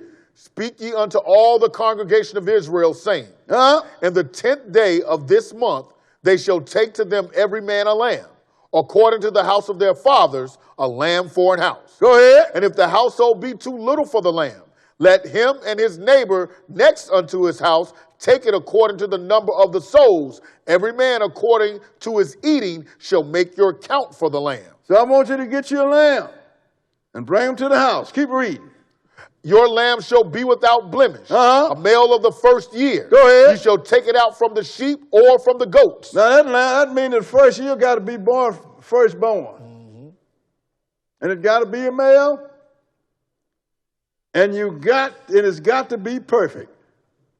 Jesus is the only one that walked this earth that was perfect. Yep. This is what this lamb represents, Jesus, sisters and brothers. Because it is the blood that the Lord going to see. Go ahead and read. And you shall keep it up until the 14th day of the same month. And the whole assembly of the congregation of Israel shall kill it in the evening. See, that's why we keep the Passover. You cannot have what they call communion every Sunday or every fourth Sunday. You can only have Passover on the 14th day of the month Abib. To let you know, this is the month that God delivered you. That's right. And the blood he delivered you represents the blood of Jesus, which will deliver you if you put yourself under. Go ahead and read. And they shall take of the blood and strike it on the two side posts and on the upper door posts of the houses wherein they shall eat it. So you're going to eat the lamb, and then you're going to get the blood and put it over your doorpost and on the side. And what's going to happen? Skip down to verse 12. Verse 12 and go ahead. For I will pass through the land of Egypt this night, and will smite all the firstborn in the land of Egypt. Go ahead. Both man and beast. And against all the gods of Egypt I will execute judgment. I am the Lord. So he's going to execute judgment. Go ahead and read. And the blood shall be to you for a token upon the houses where ye are. And when I see the blood. When I see the Hebrew Israelites. When I see the blood. When I see the sinner. When I see the blood. When I see the blood. So ain't nobody holy. All of us got some kind of flaw. We done did something wrong at one time or another. So the Lord fix it. I ain't going to look at you. I'm going to look at your faith. When you walk under the blood, that tells me that you believe in what I told you to do. So when I see the blood, I'm going to deliver you. Think about it, sisters and brothers. What verse is that? We're in the middle of 13. Finish it. I will pass over you, and the plague shall not be upon you to destroy you when I smite the land of Egypt. That's why you have to come under the blood of Jesus, sisters and brothers. You have to stay under it. What if some of the people that walked out of the house, just wandering around, that plague come through and it would have killed them. You cannot come under the blood and then walk away from it. You can't put yourself under Jesus and then walk away from it and think you're going to get saved. He won't see the blood then when you walk off Monday. He's going to see you. That's right. And you don't want that to happen. Let's skip down to verse 29. Verse 29 and go ahead. And it came to pass that at midnight the Lord smote all the firstborn in the land of Egypt, from the firstborn of Pharaoh that sat on his throne unto the firstborn of the captive that was in the dungeon. Go ahead. And all the firstborn of cattle. And Pharaoh rose up in the night he and all his servants and all the Egyptians, and there was a great cry in Egypt. Go ahead. For there was not a house where there was not one dead. I mean, everybody have a firstborn. Go ahead and read. And he called for Moses and Aaron by night and said, rise up and get you forth from among my people. Go ahead. Both ye and the children of Israel. And go serve the Lord as ye have said. Go ahead. Also take your flocks and your herds and as ye have said, and be gone. And bless me also. Maybe Pharaoh did a little conversion too, didn't he? Go ahead. And the Egyptians were urging upon the people that they might send them out of the land in haste. For they said, we be all dead men. So then they realized then how powerful Israel's God was. So a lot of people got fake God, but our God is not a fake God. This guy is powerful, and he will kill you. Person asked me one time, well, Jesus love everybody. He won't do nobody no harm. I said, don't you know it was Jesus that drowned the whole world? You better get in this book and find out who you dealing with.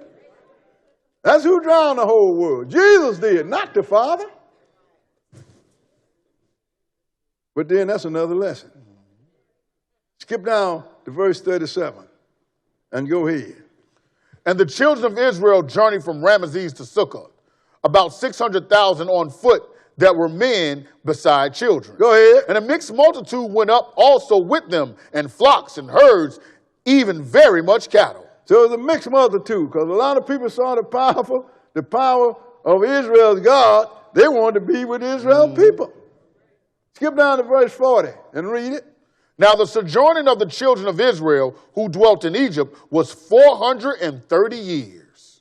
Now they was down there for 430 years. You know, the Muslims and some of the Israelites, the old Israelites out there talking about that 400 years of captivity that the Lord told Abraham his seed was going to go into, that's in America. Look, he said, oh, your seeds, and after the fourth generation, they're going to come back here. Don't you know how many generations it is from Abraham to now? It ain't got nothing to do with America. In fact, America ain't even in prophecy.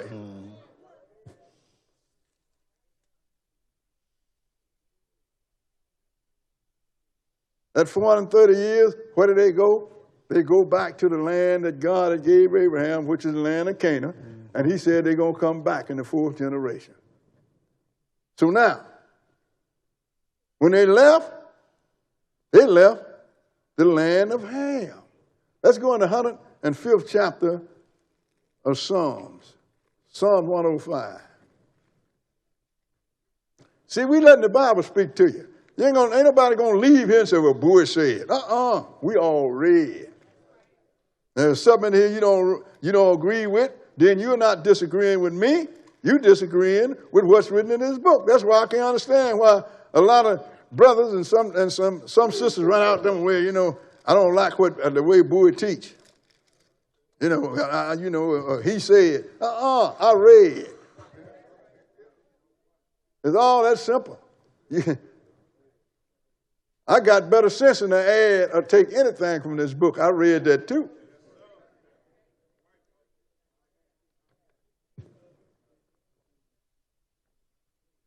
Psalm 105, 105 and verse 1, read it. Oh, give thanks unto the Lord. Call upon his name. Make known his deeds among the people. Skip down to verse 5 and read it. Remember his marvelous works that he had done, his wonders and the judgments of his mouth. Did you remember that? Don't forget about it. Remember it. Because if you don't, you could end up paying for it. Skip down to verse 16. Verse 16, because I'm going to show you what he did. Go ahead and read. Moreover, he called for a famine upon the land.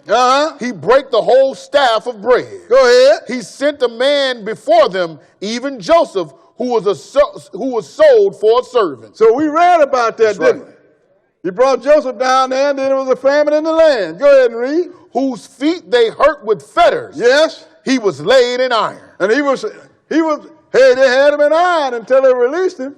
But it's one thing I always thought about. Is when Joseph became the head of Egypt, I wonder what happened to this woman that lied on him, to her husband. I wonder what happened to him. I bet all the time they was in a corner biting their fingernails. But Joseph didn't have time for no reprisal. Men and women that serve God don't take revenge. Because we know the God that we serve said, vengeance is mine. That's right. That never probably come across Joseph's mind. But anyway, go ahead. What verse? Verse 19. Until the time that his word came, the word of the Lord tried him. And it tried him with that Egyptian wife. That's right. And he told him, I ain't going to lay with you. I ain't going to sin against God. Go ahead and read. The king sent and loosed him, even the ruler of the people, and let him go free. Go ahead. He made him lord of his house and ruler of all his substance. Go ahead. To bind his princes at his pleasure and teach his senators wisdom. Whoa! You mean that great civilization? Egypt? Their senators was taught wisdom by Joseph, the Hebrew Israelite? That's right. Ain't that something? Go ahead and read. Israel also came into Egypt, and Jacob sojourned in the land of Ham. Oh, so Egypt is the land of Ham. Go ahead and read. And he increased his people greatly and made them stronger than their enemies. Go ahead. He turned their heart to hate his people, to deal subtly with his servant. Go ahead. He sent Moses, his servant, and Aaron, whom he had chosen. Go ahead. They showed his signs among them and wonders in the land of Ham. So now, that let us know that Egypt is the land of Ham. And let's see, we're going to go into this Zanderberg dictionary, and we're going to look on the land of Ham, and let's see who are the children of Ham. Put it up, and we're going to read it. This is coming, this is stuff that we researched and find out. Okay, read that.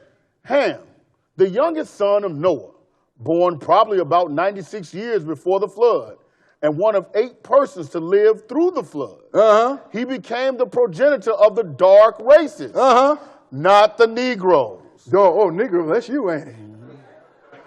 Go ahead and read. But the Egyptians, Ethiopians, Libyans, and Canaanites. That means that we ain't African Americans.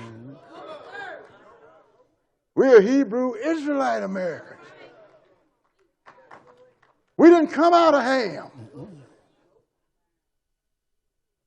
I used to hear I used to hear it said in the old days, I'm your color, but I'm not your kind. So we are not Hamites. We're not African Americans. We are Hebrew Israelite Americans. And we look just like the Egyptians. Now let's go into Matthew, the 2nd chapter. We're going to bring Jesus into this thing now. Matthew chapter 2. You can't have nothing to leave Jesus out, even in a lesson like this.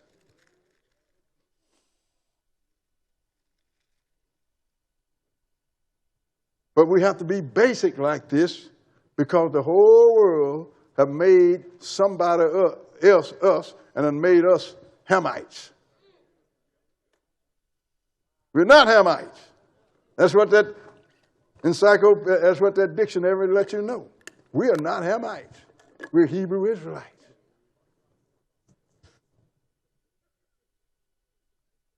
Matthew 2 and verse 1. Okay, go ahead. Now when Jesus was born in Bethlehem of Judea in the days of Herod the king, behold, there came wise men from the east to Jerusalem. Go ahead. Saying, where is he that is born King of the Jews? You know, you never hear that in the churches, do you? Jesus, my personal Savior, my God and light, my friend. But never do they call him by what he is, was, and is to be. The King of the Jews. That's right. Gentiles, that's why you talk about a Gentile, because they thought they were left out. That's why I said watch this whole series. Everybody's included, but you're going to be included according to the way that God brings you into this thing.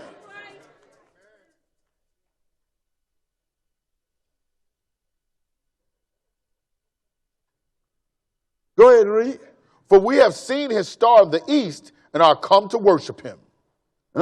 When Herod the king had heard these things, he was troubled, and all Jerusalem with him. Because Herod was the king of Judea. The Romans made him king. And Herod was a murderer. That's why when he got word, all of Jerusalem was worried. Skip down to verse 7. Verse 7 and go ahead. Then Herod, when he had privately called the wise men, inquired of them diligently what time the star appeared. And he said, and he sent them to Bethlehem and said, go and search diligently for the young child. Go ahead. And when ye have found him, bring me word again, that I may come and worship him also. Now look, Herod didn't want to worship Jesus. He wanted to kill Jesus. But the Lord weighed in on these wise men. Skip down to verse 12. Verse 12 and go ahead. And being warned of God in a dream that they should not return to Herod, they departed into their own country another way. They went another way because God let them know he don't want to worship him. He want to kill him. Go ahead and read. And when they were departed, behold, the angel of the Lord appeared to Joseph in a dream. Go ahead. Saying, arise and take the young child and his mother and flee into Egypt. And be thou there until I bring thee word, for Herod will seek the young child to destroy him. I want you to flee into Egypt and be there till I come out. Well, that's weird. Because if he wanted to hide him, it looked like he should have sent him to Europe, right? That's right. But go ahead and read. When he arose, he took the young child and his mother by night and departed into Egypt. Go ahead. And was there until the death of Herod, that it might be fulfilled which was spoken of the Lord by the prophet, saying, out of Egypt have I called my son. So now he was there until Herod died. He didn't send Egypt down there, send Jesus to Egypt to protect him, because the Romans ruled everything. He sent him down there to hide it. Let's look in the great people of the Bible, page 301. Because all that land was still under the title of Palestine, even Egypt. Page 301. Read it. Palestine in the time of Jesus. When Jesus was born in 6 BC, Palestine had been under Roman control for more than half a century. In 63 BC, Pompeii, the area under the control of the new Roman province of Syria, and in 40 BC, Rome designated Herod king of Judea, which meant nearly the whole Palestine. Herod reigned until his death in 4 BC. Now look, all Herod had to do, because he was appointed by Rome, and said, look, appeal to Rome. I'm trying to get a family. I want them to, that ran off into Egypt. I want them back. And he would have brought them back. Why? It's because they went down to hide, sisters and brothers. They went down there to hide from Herod. And when they got into Egypt, it was just another black family among many other black families. Now you look at Jesus, that went down to Egypt to hide. I wonder if you could have hid him. We want you to put a picture up there. Let's show you the white Jesus here.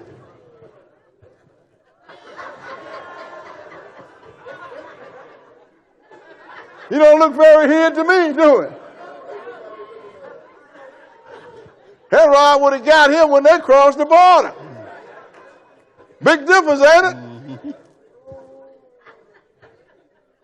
That thing, pictures speak louder than 1,000 words.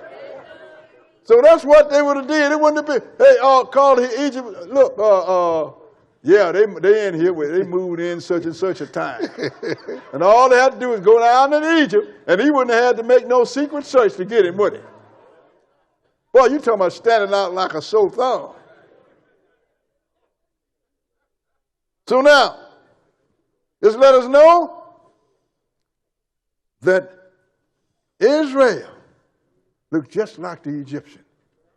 Jesus came through Israel. Therefore, Jesus was black.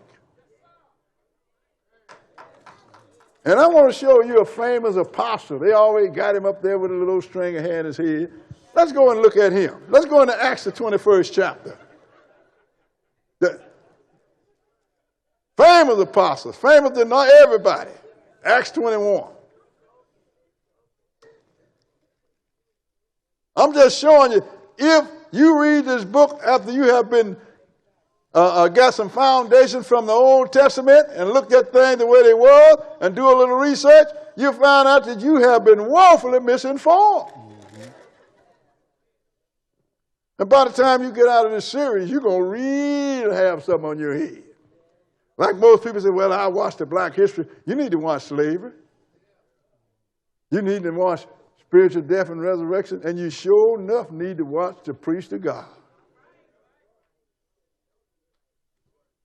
And then we're going to take you on to the adoption. That's right.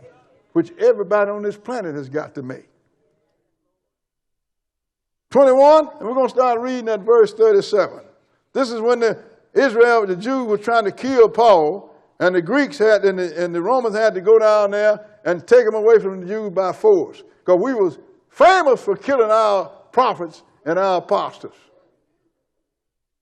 And you always talk about the white man. Hey, not one prophet was killed by a Gentile. Verse 37, go ahead.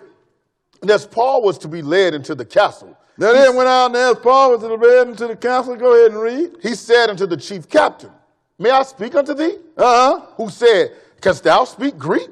And that's what he spoke. He spoke to him in Greek. He said, can thou speak Greek? Go ahead.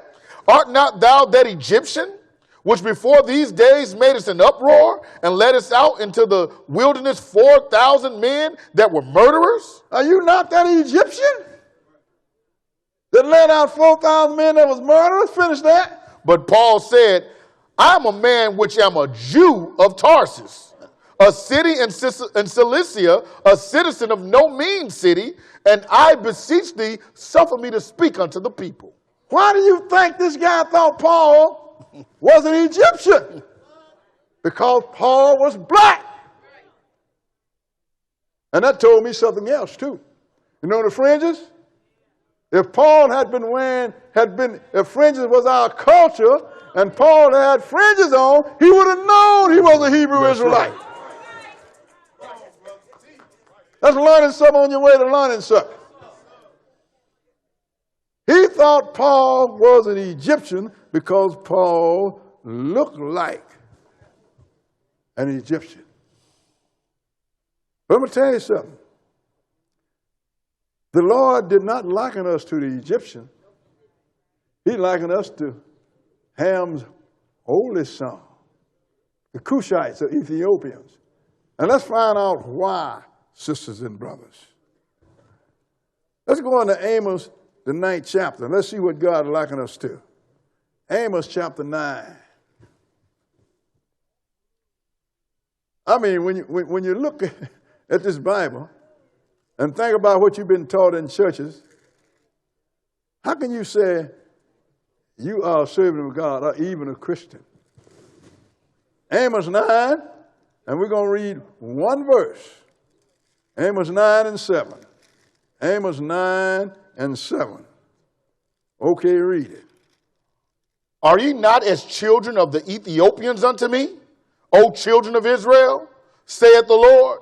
Have not I brought up Israel out of the land of Egypt, and the Philistines from Caphtor, and the Syrians from Ker? So we know that he brought Israel out of Egypt. So, Lord, we know that then the children of Israel are like the Ethiopians unto God. Why did he do this, sisters and brothers? And still say, are you not as the Egyptian to us? I'm going to show you why. Let's go in the history book the last 2 million years. And we're going to go to page 381. And I got 1 and 2 marked off. We're going to read those, and we're going to find out why that we was likened unto Ethiopians and not Egyptians. Okay, you got it up there? Put it on the board. Okay, read it. For thousands of years, the life of Egypt has depended on the Nile. Until recently, its annual flood deposited fertile silt along the banks, enabling the fellahin, which are peasants, to grow the crops. mainly cotton, on which the economy is based. The river's flow is now regulated by the high dam at Aswan, providing irrigation all the year round. Since the 7th century, Egypt has been an Arab country, a main center of Islamic life and religion. In the 1960s, under President Gamal Abdel Nasser, it embarked on a program of socialism, attempting through industrialization to lessen its dependence on agriculture. But farming remains the livelihood of more than 90% of its people, and Islamic conservatism has proved strongly resistant to attempts to revolutionize Egyptian society along socialist lines. Overshadowing Egypt's struggle to modernize itself is its long conflict with Israel, its neighbor and enemy, since 1948. Now, how long have the Arabs owned Egypt? Since the 7th century AD. So you don't see, when you look over there, you don't see Arab, you don't see Egyptian, you see Arabs. Mm-hmm. That's why the Islamic, they wasn't Islamic before the Arabs took over in the 7th century BC, AD. So now, I want to show a picture of an Egyptian. I want to show a picture of an Israelite and a picture of an Arab. Well, we talk about two Egyptians, early Egyptian and latter Egyptian. Say, what is it? Egyptian, Arab, and an Ethiopian. Okay? These are kings. Put up the pictures. Tutankhamun, Egyptian. What did he look like? Black. Prime Minister of Egypt. What did he look like? Arab. Former Prime Minister of Ethiopia. What did he look like? Black. So the Lord knows that the Egyptians are going to be looking like this guy in the middle. So how can you look at him and say he looked like you? Look at his hair. Look at his nose. Look at his future. Look at his color. That's why he's liking us to Egyptian. You have never found no Ethiopians. To look like an Ethiopian brother. You have found nobody that called himself Ethiopian but black folks, sisters and brothers. Nobody else. And this is the thing that people don't pay no attention to. When you look at these three guys, you know, oh, I see now we are likened unto the Egyptian, unto the Ethiopian, and not the Egyptian. Now, most black ministers, when they want to talk about black in the Bible, they go to one place. Let's go see where that place is. Let's go into Acts, the 13th chapter. Acts chapter 13. Not too long ago, I heard a guy looking at that. Oh, he's making a big issue out of it. See, we was among the apostles. We even was prophets. I'm going to show you. And he go to Acts 13, and we're going to read one verse. Verse 1. 13 and 1. Acts 13 and 1. Read it. Now there were in the church that was at Antioch certain prophets and teachers, as Barnabas and Simeon that was called Niger. Oh, Simeon that was called Niger. You see what I mean there? That's the black apostle, the prophet. Go ahead. And Lucius of Cyrene, and Manaen, which had been brought up with Herod the Tetrarch and Saul. Look, sisters and brothers, this Niger was an Israelite. Reason I know, because all of God's prophets are Israelites. Okay? Which are black, sisters and brothers. Now let's go into Amos and show you what I'm talking about. Amos, the 3rd chapter. Amos, the 3rd chapter.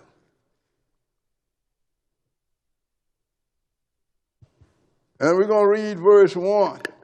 Start at verse 1. Amos 3 and 1. Okay, go ahead. Hear this word that the Lord hath spoken against you, O children of Israel, Uh-huh. against the whole family which I brought up from the land of Egypt. I want you to hear this against the whole family. Then I brought up from the land of Egypt. Go ahead and read. You only have I known of all the families of the earth. Wait a minute. What does only mean? Only. That means he haven't known nobody else but Israel. So if you want to know what God wants you to know, you got to come to Israel. That's We're right. going to prove that beyond the shadow of a doubt on the lesson, the priest of God, that comes up in this series. But then there's something else too. Because you only have you known, you ain't going to get away with nothing. Finish Right. that. Therefore, I will punish you for all your iniquities. Therefore, you can do the same thing that a Hamite or Gentiles do. Mm-hmm. They slap him on the head, but they're going to give you 10 years. You know why? Because the God said, you're the only one that I've known. You know better. So the ones that know better and do wrong, he's going to get punished for all of his sins. But all of the Israelites was prophets. Let's go over. Let's back up to Amos, the 2nd chapter now. And we're going to start at verse 6 and skip now. Amos 2 and verse 6. Read it. Thus saith the Lord, for 3 transgressions of Israel and for 4, I will not turn away the punishment thereof. Go ahead. Because they sold the righteous for silver and the poor for a pair of shoes. These was talking about other Israelites. People have your brothers right now make you think that we so holy we ain't never done nothing wrong. Skip down to verse 9. Verse 9. Yet destroyed I the Amorite before Well, that's them. verse 9. I didn't tell you to go read now. I might want to drink me some water in between.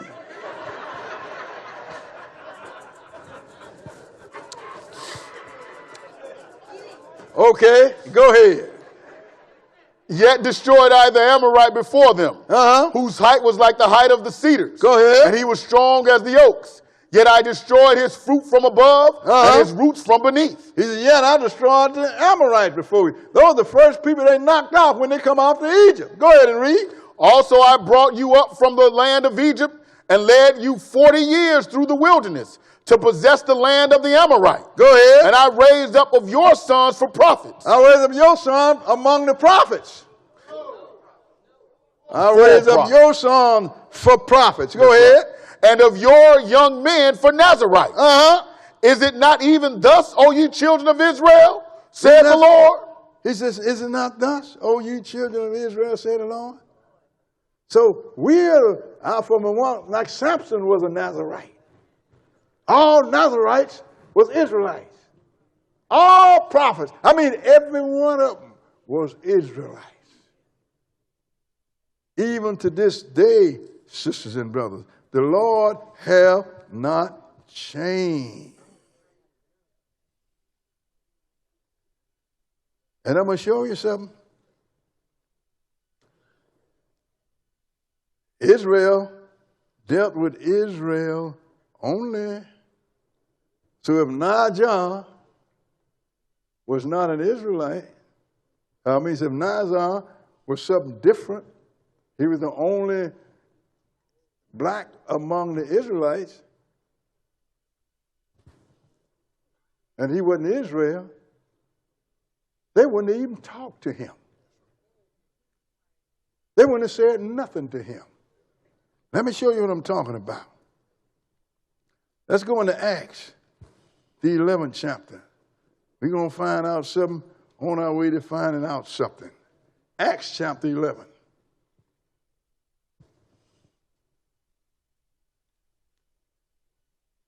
So all this was hid from you. Got you hemmed up in churches and whipping you up in an emotion, and you don't know why you're getting all happy and holly.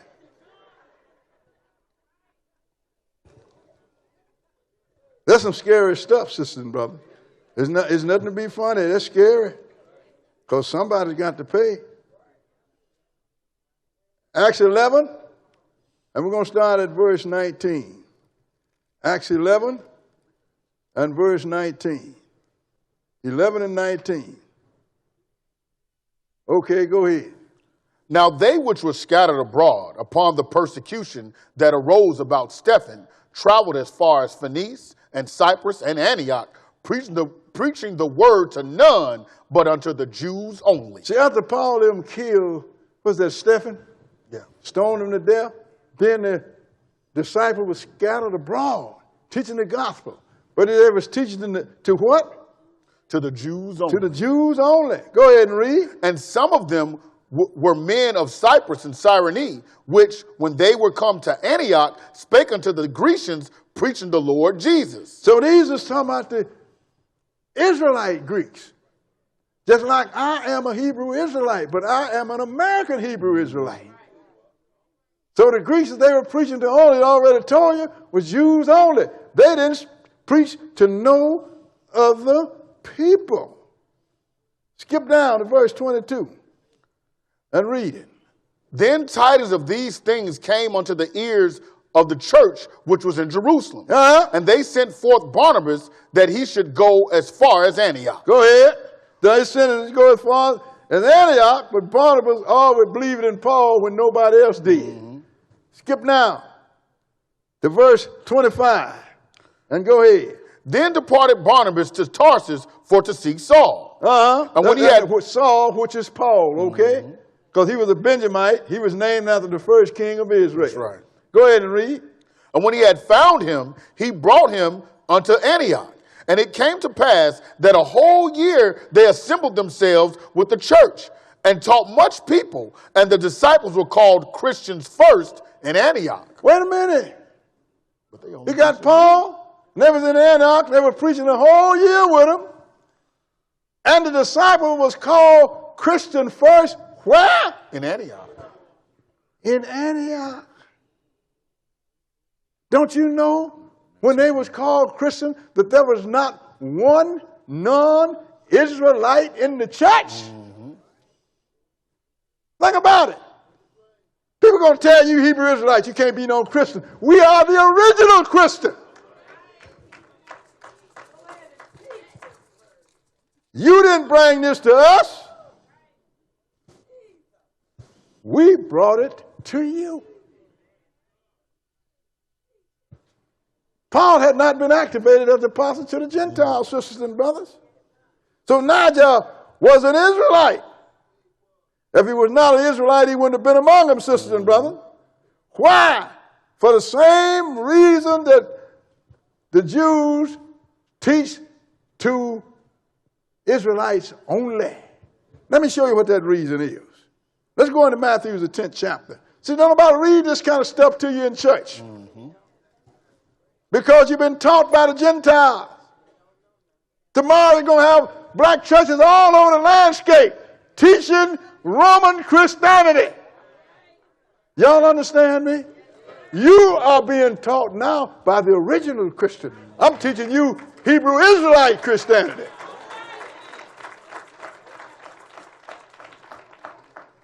But I want you to see why that they preach to Jews only. And nobody ever read this to you. Most of you have been in church all your life, and I know you haven't read this. You finna hear it today. Matthew, the 10th chapter, Matthew chapter 10 and verse 1. Read it. And when he had called unto him his 12 disciples, he gave them power against unclean spirits to cast them out. Go and finish that. And to heal all manner of sickness and all manner of disease. So the Lord always prepare his servants. That's why when I get one of these brothers go out here and get whooped by a Jehovah's Witness or a Muslim or somebody, I ride them like a horse. Because they tell me you ain't been paying no attention and you are not studying. You're the priest of God. Ain't nobody supposed to whoop you.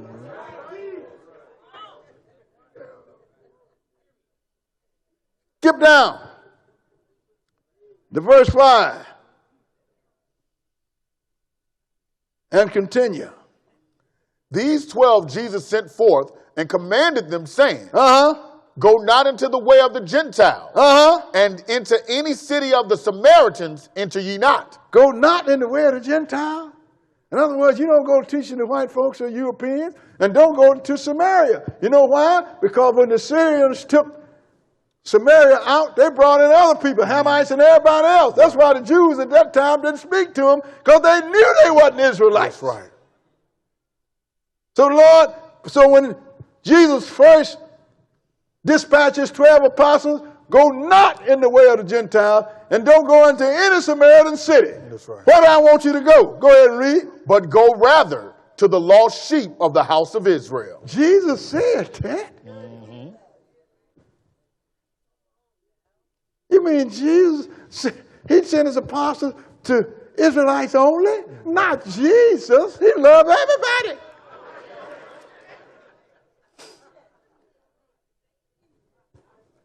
But the reason Jesus did that, sisters and brothers, is because Israel had fell off the wagon. His priests had went dumb. So how can you dispatch your priest to do the office of the priest and they dumb? They don't know what the Lord wanted them to do. He had to get them back in order. And later on, when he got them in order, then he turned around and sent the apostles to the Gentiles. Peter was the first one when he taught Cornelius. And then he made Paul the apostle to the Gentiles. But until they was ready, he told them don't go in the way of Gentiles, sisters and brothers. He had to get his priests back in order first. Now let's go on to Acts the 8th chapter. That let me know that this guy was an Israelite. Acts chapter 8. I don't have two more scriptures after this, so I'm going to let you out of here before you get old and die.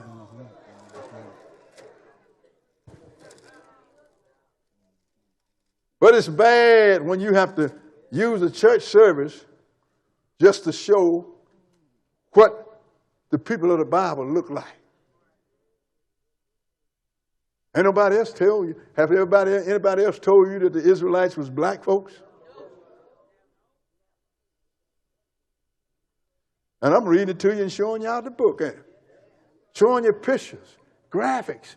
You cannot deny this. If you are, big time. Something wrong with you. Acts chapter 8, and we're going to start at verse 26. Acts 8 and verse 26. Okay, go ahead.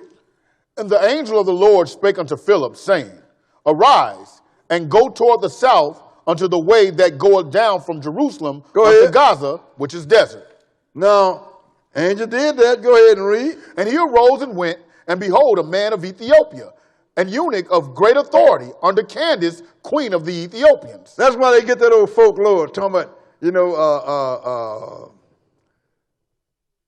the queen of Sheba. You know the one that went down in Solomon's pool, then impregnated her? What's her name? Queen of Sheba. All they said was the queen of Sheba. She was the queen of Ethiopia. Well, then when did the queen of Ethiopia start being the queen of Sheba? Right. That ain't nothing but an Ethiopian folklore. And they got the Ethiopian Bible out there all on the internet. Read this and find out what you didn't know. You read that, you're going to be dumber than you were. Right. Ethiopians are Hamites. They are not the priests. How many times do I have to say that? But where are we now? We're in the middle of 27. Go ahead and read. An eunuch of great authority under Candace, queen of the Ethiopians. Under Candace, queen of Ethiopia. Go ahead. Who had the charge of all her treasure and had come to Jerusalem for to worship. Go ahead. Was returning and sitting in his chariot, read Isaiah the prophet. Go ahead. Then the Spirit said unto Philip, Go near and join thyself to this chariot. Go ahead. And Philip ran thither to him and heard him read the prophet Isaiah and said, Understandest thou what thou readest? Go ahead. And he said, How can I, except some man should guide me? And he desired Philip that he would come up and sit with him. Now, why is it, two things, that Philip go up and talk to this Ethiopian if he wasn't an Israelite? That's right. And Jesus told him, go not in the way of the Gentiles or in the city of Samaria, because they were full of Hamites. but go rather to the lost sheep of Israel. First thing is, why are you disobeying the word of God? And the second thing is, why is an Ethiopian going to Jerusalem to worship? That's right. Let's find out. Let's go into Deuteronomy, the 16th chapter. Deuteronomy, the 16th chapter.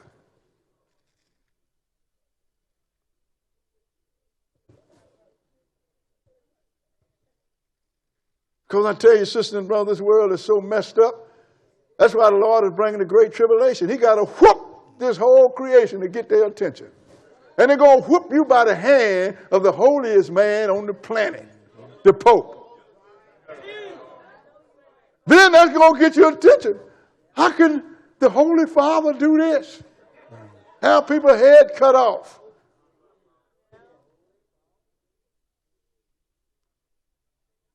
Nobody ever pays attention. He called himself vicar. That is a replacement of the Son of God. Acts 8. Deuteronomy 16, rather, we're going to read one verse. Verse 16. We're going to see why this guy had been to Jerusalem and Philip talked to him. 16 and 16. Read it.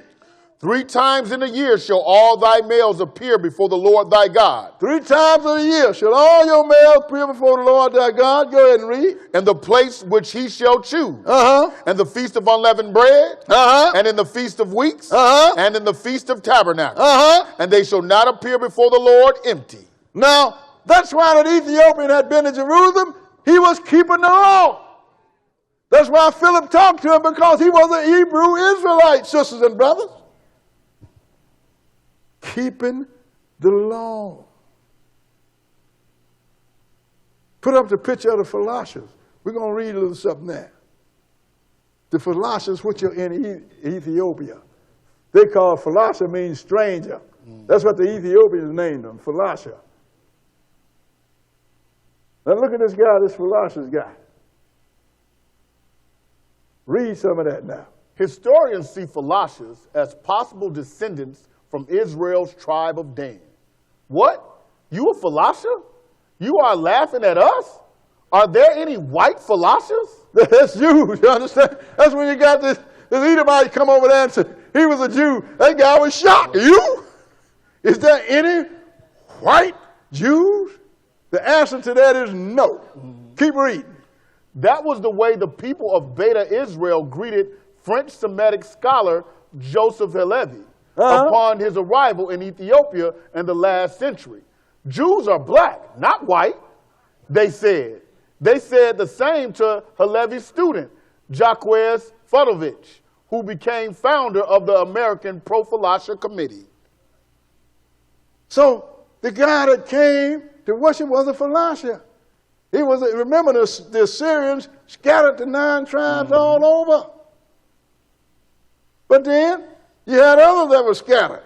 Let's look at the Israelites in Nigeria. Put that up and see what they say. That's why the guy was shocked. White guy come up telling I'm a Jew. What? Now let's put up the Nigerians now. These are Nigerians. Let's see what they say. Read it.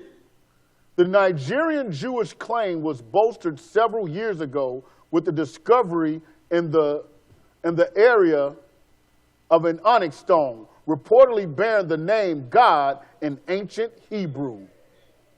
Gad in ancient Hebrew.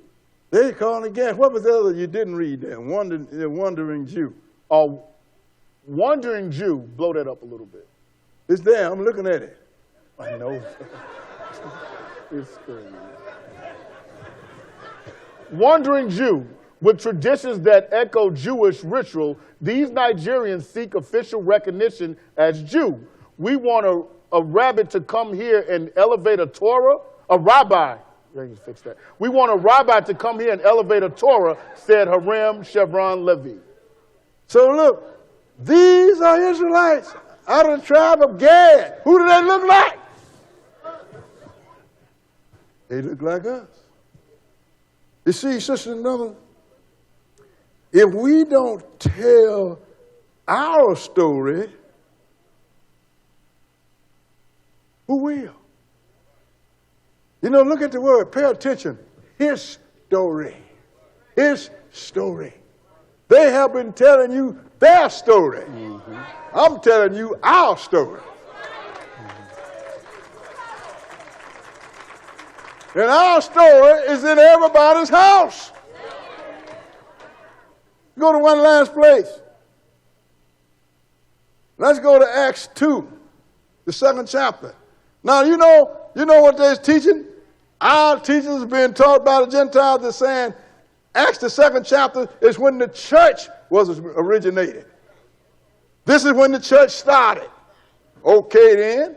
Let's go and look at when the church started. And see who was there, even though we know better. The book tells you talk about the church in the wilderness with Moses. But being that they want to take you there, let's go and see who was there at the origin of the church. Acts 2 and verse 1. Read it. And when the day of Pentecost was fully come, they were all with one accord in one place. Now, that's on the day of Pentecost. We suppose God told Israel to do that. That's right. Skip down to verse 5 and read it. And there were dwelling at Jerusalem Jews, devout men out of every nation under heaven. Oh, it didn't say Jews and Gentiles, did it? It just said strangers, didn't it? There was dwelling at Jerusalem Jews of every nation. Why was they there? For the same reason the Ethiopian was there. Because God commanded 3 times a year, well, I want all males to come before me. There was not one non-Israelite here. Point blank. So how are you going to tell me that's when the church started? I know some of y'all done heard that. So sisters and brothers, now you know that the Hebrew Israelites are black folks. I'm going to show you something a white preacher was telling his people. I want you to put that up.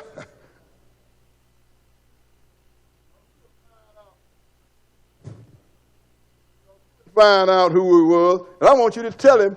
He's going to tell you what his. Let me say something. I want you to put it up loud. Listen to him now. I think back on the African American people in America.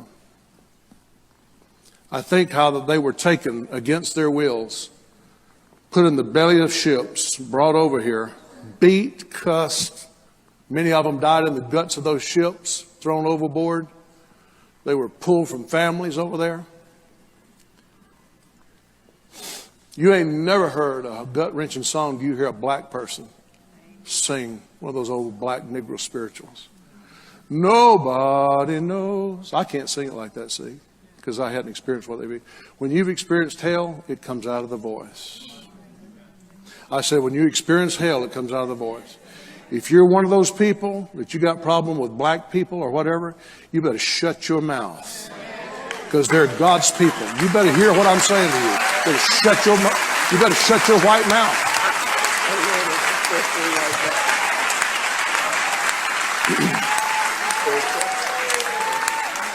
You better shut your white mouth. I'm not kidding you. I know some of you was raised in the deep South and you was raised by prejudiced people and bigoted people. You better get that out of your system.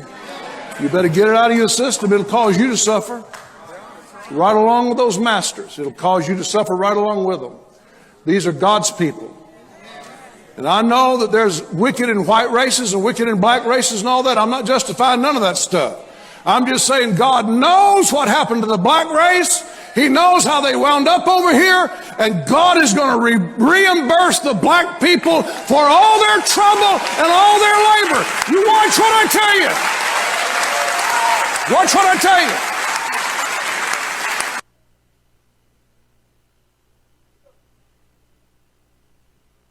What do you think about that? That preacher done find out who Israel is, and he is in educating his people because he's trying to save them. Y'all understand? That's a good Gentile preacher. He's trying to save his people. See you next week for slavery.